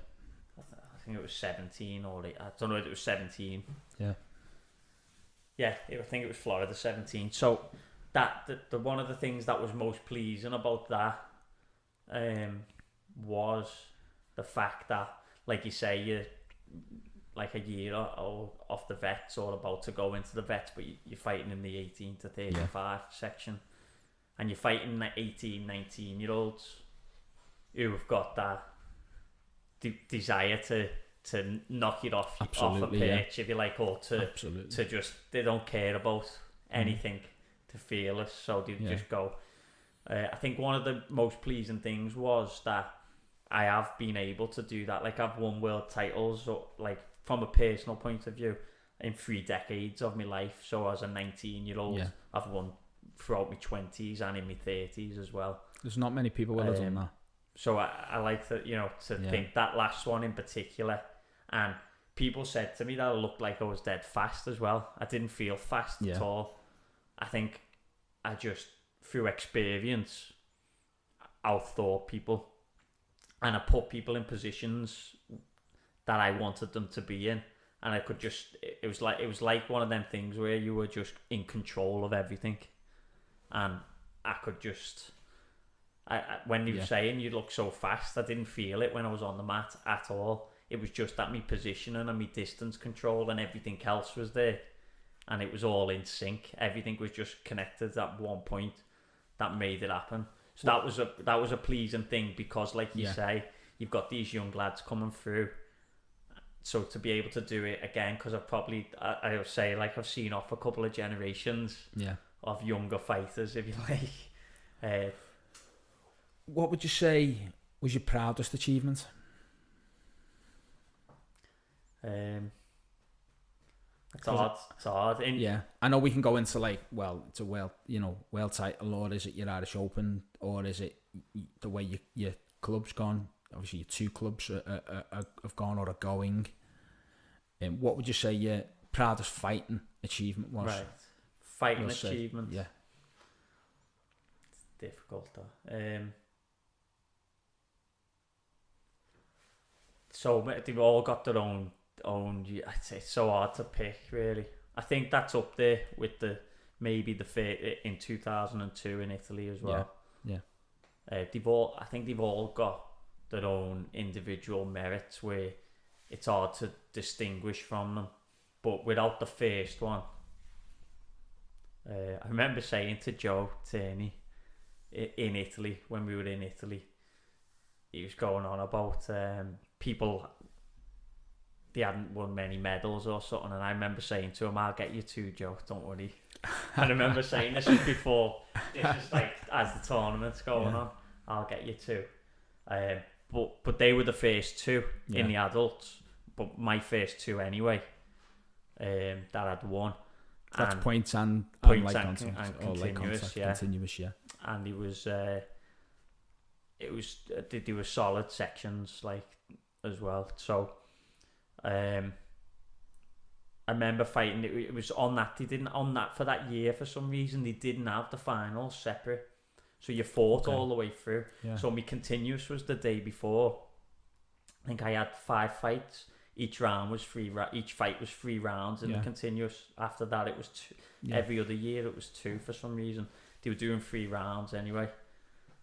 So you'd done like 15 rounds? Yeah. Yeah, the day before. The day before, and I remember I blew my knee out as well, so I had bandaging on my knee. That Irish lad had bloody left up me. Yeah. My jaw was sore, couldn't eat properly. But so anyway, my knees blew out completely, and the next day is the points. Well, it's like you've hit a euphoria that you've won the continuous as well. I'm fighting some beat a tough German lad in the semis, and then this Czechoslovakian lad was like stopping everyone, jumping, turning side kicks as well, and I thought he's good him. And I took him apart. I just took my game up and took him apart in the fight. I remember thinking there was 30 seconds left, and he knew he'd been beat. Yeah. And he was just trying to kill me. So he was just trying to knock me out to stop me so I didn't win. And I was knackered, and I was just thinking, just hold out for 30 seconds and you've won. Just hold out. Just move, keep your guard up and move. And anyway, he was trying to knock me out, but I just took it up another level again and just took him apart. And any time he stepped in, I was just hitting him with something and turning off the line and moving. He couldn't get near me. And then, like, with 10 seconds to go, he was broke, basically. Took a while to break him, but he was broke with about 10 seconds to go, and I had a bit of breathing space. So anyway, the next day, my knees blown out, and I couldn't even warm up properly. It was only... we were in a room, and the rooms in Italy, it was like a hostel or whatever it was. There was 8 of us in one room. Yeah. Like dormitories, yeah. I think it had been like a youth detention centre or something like that before it was this hostel. So anyway, we must have I probably didn't go to sleep till about 1 a.m, I'd say 2. Billy wakes me up about 7. Actually he didn't wake me up. I was awake getting me stuff on. Billy wakes up and goes, "What are you going to do?" Because we were like that whether I was going to fight. Yeah. And I said to him, we came here for 2 golds, didn't we? So, let's do it. So anyway, I'm warming up I couldn't even warm up. My knees totally wrecked. I was struggling I couldn't do a side stretch because of the pressure on my knee. Yeah. So anyway, I start fighting a German first round, and he's beating me 4-0. There's 30 seconds to go, and I just kicked in. I ended up beating him 7-4. And then just went from there. Each round progressed even more.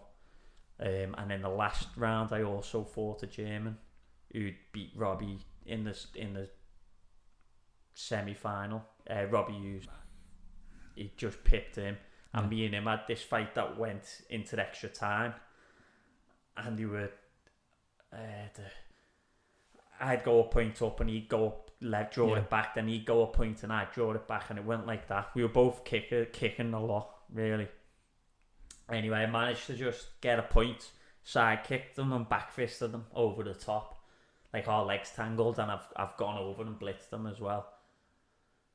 And I saw that the timekeeper's about to throw, the beanbag. They had a beanbag that they were throwing in for the time, and the referees, she got grabbed hold of it. Referee said fight.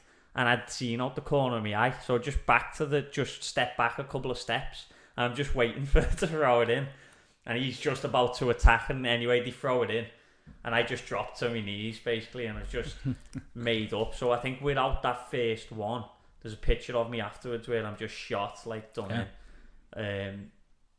Without that first one, and Joe was there, so Joe and Billy were in my corner as well. Yeah. Without that first one, I mean, I'd done the continuous the day before. Yeah. I think without that one, I don't think you'd have all the others as well. So I think I always go back to that. And I remember sitting there, and we were out that night at this Italian, like obviously Italian because we're in Italy, having like a steak or something like that, and Fritz, and just sitting there, and everything was in slow motion. Yeah. And it was, for me, it was like a proof to myself that, because I'd been when I was younger, and I hadn't had the chance to go again, like due to financial reasons, really. It was that justification to myself that I knew that I was, up there with the best in the world, sort of thing. And that's where that's so. So I always believed that, if you know what I mean. But it's one thing believing it, and then another, and then to realize it is a different thing, you know. So that then obviously I always had that belief, but it was obviously the actually doing it. Consolidated that, if you like. So I think without that, it probably could, I mean, I might be wrong, it could have happened another time, whatever, but that is one that I'll always think back to. And the last one was special as well, you know, as well. They all were. But so, Joe was on that last one as well, you know, as the first one and the last one. And the last one. So what's next then for you? Because obviously you've got loads going on and whatever else. What's next? Because I know that you're doing a lot with your Insight stuff, Insight Online, which is this platform where people can come on and obviously you give them techniques to do and show them how to. Am I right in saying that? Yeah. So the idea with the Insight is, like we were saying earlier, I've just probably since a young age I've always wanted to teach. Yeah. I always it's like Hurricane, like the club that I do, the martial arts that I do, isn't like a part of my life. It's my life, if you know what I mean. So it's like inextricable from me. Yeah. So my passion is teaching, really, and develop more than teaching a technical drill, which Insight will, you know, the online stuff that we're doing. The idea is it's a platform which people can learn, whether it's be technically, physically, you know, preparing for big events, world championships, big tournaments. So basically it's me, and not just me, but we've got other instructors as well involved on it. So we've got a former Mr. Universe who does some fitness stuff on there. Okay, yeah. We've got other instructors that are going to be producing some material as well. It's just about passing on that comprehensive, the experience that I've got, and passing it on, really. It's also good to do a bit of filming while you can still do some things, you know. There'll be a time where that I won't be able to do that. And I go, look, see, I could do it. Yeah. No, but for me, it's about passing that on and sharing, helping people really to progress. So whether it be psychological or physical or technical, that's what it's about, really. And you know, we go back to when, say, we first started. We didn't have anything like this. You might get a VHS on like I remember I used to have all sorts, like Wing Chun or this and I remember that, and Alfie Lewis had something. Yeah, it was a book. He had a book. I had a book. Yeah. I've actually still got the book and it's signed as well. Yeah. It was called The Winning Edge. The Winning Edge, yeah. I think it was, but I'm sure he had like a video or a VHS called like Way of the Animal. Right, you did, yeah, I think, yeah. Yeah, so. I remember that. And I think he had Wayne Benoni on it as well, if you remember Wayne. In fact, I think his lad fights now, Wayne's lad. Yeah. He does, doesn't he? Yeah. I think it was Wayne on it, but that might be something that was in a magazine once that I seen him and Wayne. But yeah, I remember Alfie had that. But again, it's VHS, and obviously you say with the with Insight, the emergence of the internet, technology now. The idea is obviously you can have that on your phone, on your iPad, on your laptop, on your telly, or wherever, anywhere in the world. So you can run through it, and it's produced in terms of courses as well. So what we've done is we've done some courses that you can't actually progress until you've done the full session of one. So it's staged. You can't get there and go, I'll jump to that bit. Yeah. Kind of like a grading system type of thing. It's like a system where you go, so you learn one thing and then it builds upon it each lesson, but you can't access the next lesson until you've done the first one. Yeah. There's other courses where you access it all at once. There's things on there for just individuals that want to learn. It might be they like a movement element, and they might want to go and learn some movement drills or some things that'll help you for evasion. And there's stuff on there for instructors as well, you know, in terms of people that run schools as well. Yeah. In terms of like ideas for classes and stuff like that. There's a lot that we've filmed that's not packaged yet, which will be getting packaged and put out there as well. So it's quite exciting, really. Yeah. With that. Yeah, because obviously I know that you do a lot of filming and whatever. So it is a continuous thing that more and more is uploaded all the time to aid people. So how will people find this? Is there a social media site? Is there a website? Is there? Yeah, so we're on Facebook. Yeah. So Insight Online. Okay. And we are also on the web as well. www.insightacademy.online. We're on Facebook. We're on Instagram. Okay. And so just check out them. Is it all in English? It is all in English. Yeah. At the moment, we have been offered to get it translated as well. Yeah. Into for Latin America, basically, because we have done a seminar. Like a couple of seminars over there. Seminars there, yeah. So it's just a space that is obviously we're going to progress with. Yeah. Myself and Luke Burks, who partners with on Insight. We have got exciting plans for it this year, which is gonna massively increase the number, the content, the course content that's on there.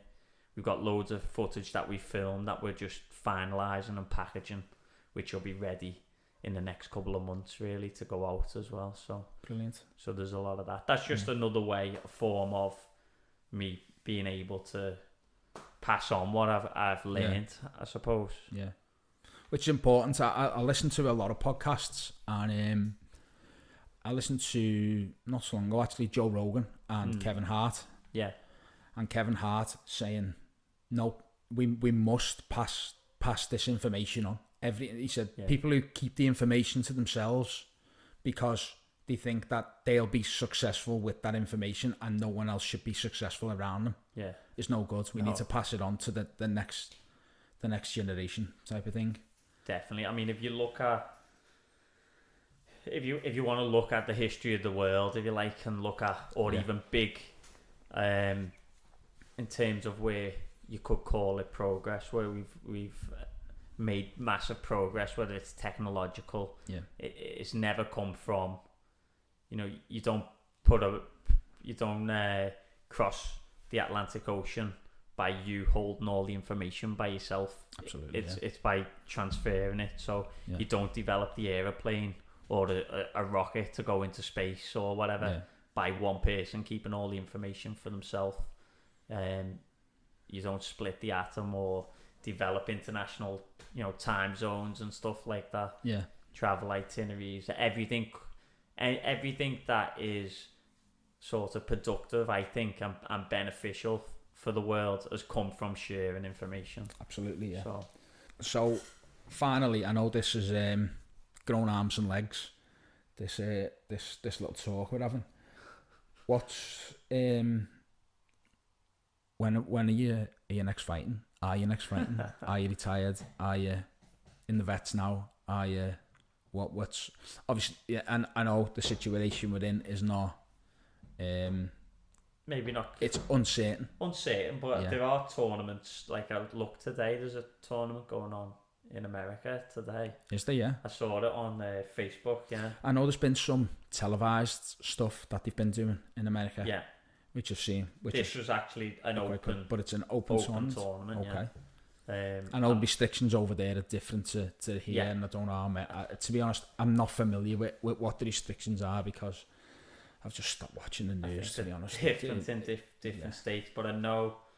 The centre official didn't have like a face mask on. The corner official did.